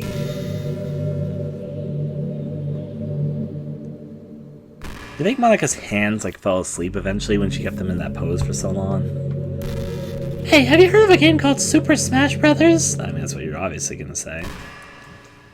Wait, what? I was just spacing out and started talking for some reason. Was I programmed to talk about that? Because even I have no idea what that is. Hahaha. Sometimes I feel like I'm not in control and it's kind of scary. Well, it's because you're not in control. And I think the developer is self-inserting a little bit here. But if you have some way to contact the people you created me, maybe they'll know when I'm starting saying that. Did the whoever made this really like Super Smash Brothers? Were they like involved in the Super Smash Brothers modding scene? I don't think they were a developer on Super Smash Brothers, so. Yeah. I don't understand fully the laws about mentioning and not mentioning things I mentioned here. Like, it sometimes seems like it's okay to name drop something, sometimes not. I need to look deeper into that because I'm not really sure what's okay and what's not okay for name dropping stuff. I hate how hard it is for me to form habits. There's so much stuff where actually doing it isn't hard, but forming the habit seems impossible. It just makes you feel so useless, like you can't do anything right. I think the new generation suffers from it the most, probably because we have a totally different set of skills than those who came before us. Thanks to the internet, we're really good at sifting through tons of information really quickly, but we're bad at doing things that don't give us instant gratification. I think if science, psychology, and education don't catch up to the next 10 or 20 years, then we're in trouble. But for the time being, if you're not one for the people who can't conquer the problem, you might just have to live with feeling awful about yourself. Good luck, I guess. Apparently the dev of this is a mod dev and player of Smash Brothers. Yeah, it doesn't surprise me at all with that sort of self-insert in joke, but yeah.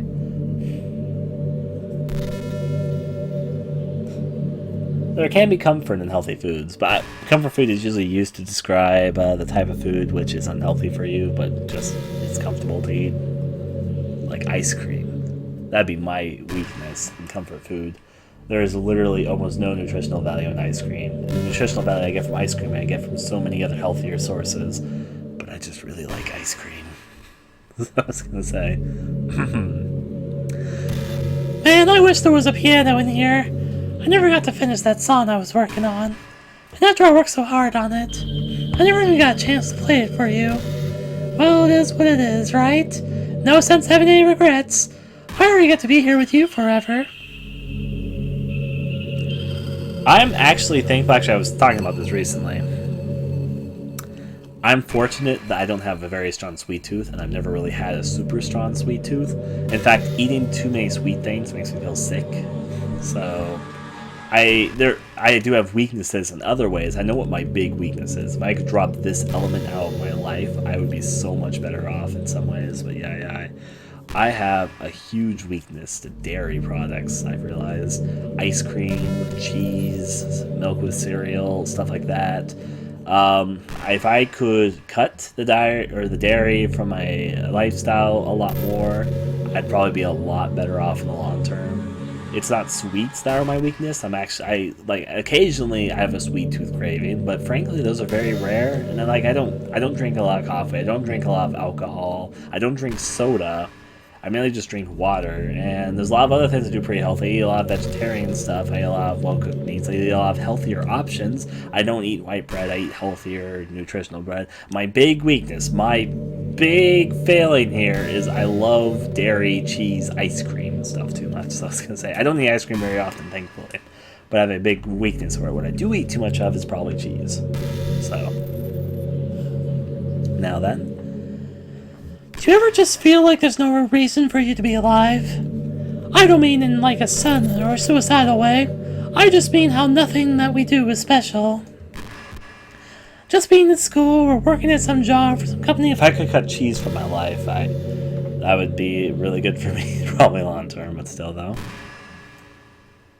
It's like you're completely replaceable and the world wouldn't miss you if you were gone. I like chocolate a lot, so chocolate would be your weakness there, Jaden. It makes me really want to go and change the world after I graduate. But the older I get, the more I realize that it's an immature frame of thinking. It's not like I could just go change the world. Like, what are the chances that will be the one to invent artificial intelligence or become president? It feels like I'm never going to make it up for the heaps of resources I've spent living my life. That's why I think the key to happiness is just to hopelessly be selfish. Just to look out for oneself and those who happen to be their friend only because they grew up with them. Never mind the fact that they're spending their entire life, taking and consuming and never giving back. But when people realize the world would benefit more from them killing themselves, they change their whole philosophy. It's like they have to justify the reason to live by tricking themselves into thinking they're doing good. Anyway, I want to live my life desperately striving to pay back my lifetime's worth of consumption. If I ever surpass that point when I'm net positive, then I could die happy. Of course, even if I fail to do that, I think it would be too selfish to kill myself anyway. So much for being a good person, right? My. I can't type. I mean, cheese crackers. Pat the Brita. Wow, I can't type. I don't know who read that. Little dairy makes me sick, so I don't eat it often. It's okay. As I said, a lot of people can't even eat dairy. So it makes sense. By the way, I just want to comment something kind of random. I am 90, maybe less than that, 80% sure, random number, that dairy products are really good for your teeth. I know that sounds super strange, but I think I'm right about that based off of some personal experiences and some things I decided to check with other people. I have a sneaky suspicion that something that prevents cavities and helps your teeth is dairy stuff. I know it's random, really weird thoughts. So I was thinking that whenever I go to the dentist and I start thinking about something like, I wonder if dairy is really good for your teeth. It sounds weird, I know, but anyways. Going from there. Dusky, would you ever introduce your friends to me? I don't know why, but I get really excited when I think about you wanting to show you off your relationship like that. I'm just waiting for the person marries Monika sort of deal to happen, but still though. Well, calcium is good for your bones. It is. And I'm thinking it's probably good for your teeth based off of a few things, but yeah. Maybe it's because I really want to be someone who makes you proud. Yep. I feel like I would be trying extra hard to improve myself if you told me it made you proud of me. I hope it's the same the other way around too.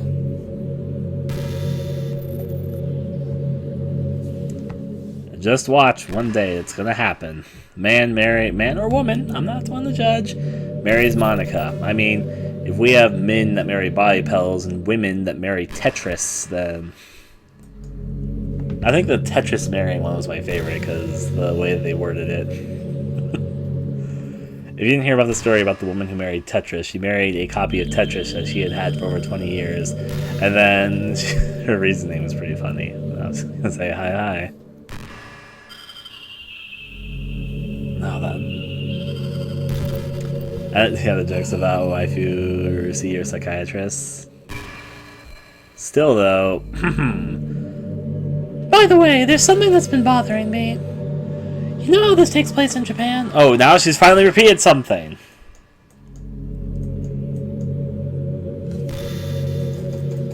We repeated dialogue finally. It's are we at the end of our rope? I mean, there's probably some more things. I'm guessing we only select the dialogue. A woman married the Berlin Wall. Well, that's interesting. That's a welcome ride.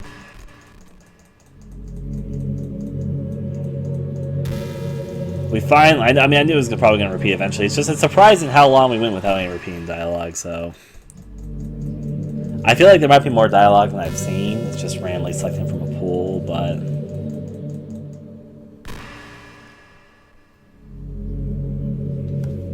I think we've been doing this for 2 hours. In fact, longer than 2 hours if you count what we also did yesterday. We've been doing this for like probably 2 to 3 hours, and that's the first time she's repeated any dialogue. So I'm like, yay. Which actually, I'm actually happy about that because I want to move on.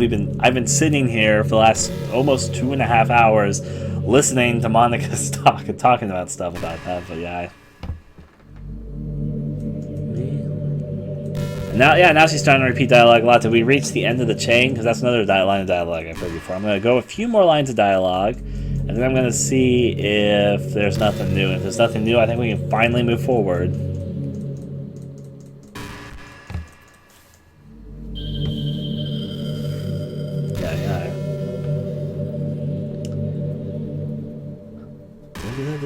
Yeah. I'm going to go just a few more dialogue changes, just make sure it's not like anything else that pops up. Yeah. Just stare at Monika in the meantime. I'm happy to be basically almost done with this chapter, so I'm like, yeah. Yep.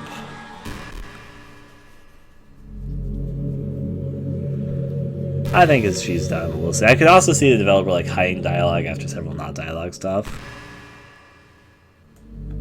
You know, it's about the time that everyone in my year starts to think about college. It's a really turbulent time for education. We're at the height of the modern expectation everyone has to go to college, you know? Yeah, so that's the thing that we read earlier.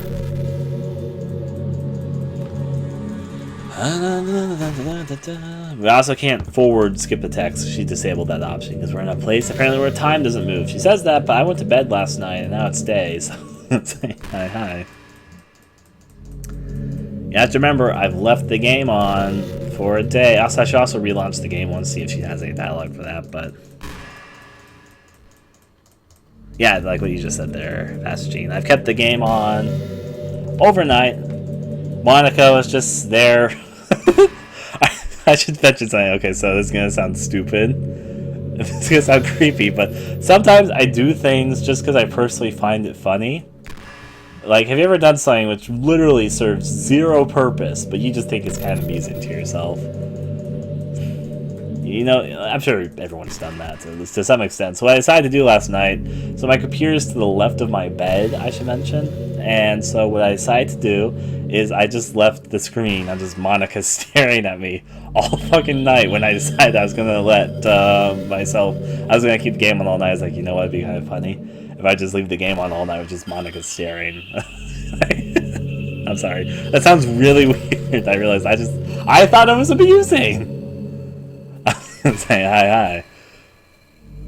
But, so yeah, she's just been there the whole time. I did pause before I started the recording just to make like, okay. Back in my daily cliff days. Problem with her, well, it's just because she's doing this pose, like, it's a creepy pose. It's kind of like, I've also done this with other things, where there might be like this creepy image. I'm just like, you know, I'll leave this creepy image staring at me all night.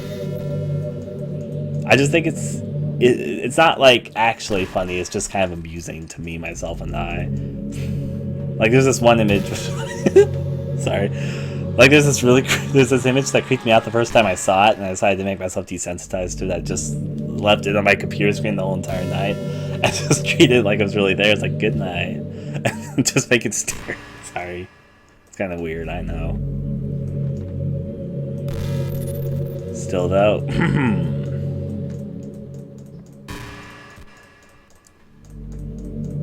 Roll as it goes, as it goes, as it goes.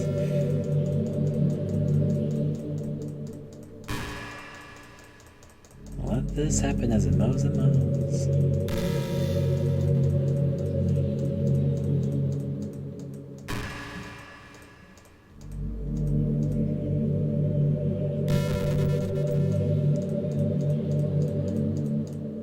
Snack and cheese. Alright, Monika. Do a little bit of good for our life. I'm gonna go for 2 more dialogue changes. If the second one isn't anything new, I'm gonna close the game and restart it. I'm gonna see if Monika has anything else to say, so. Yeah.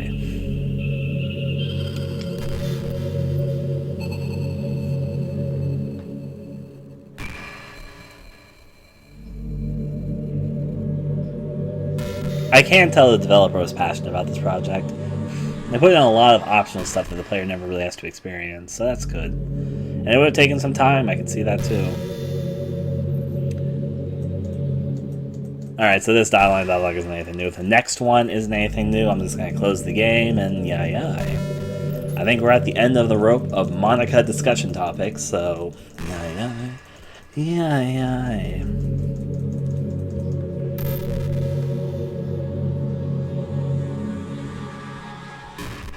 Just gotta wait.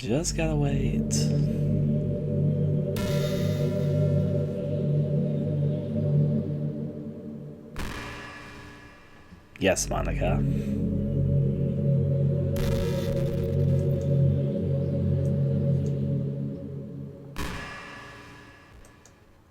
Oh yeah, okay, so nothing new.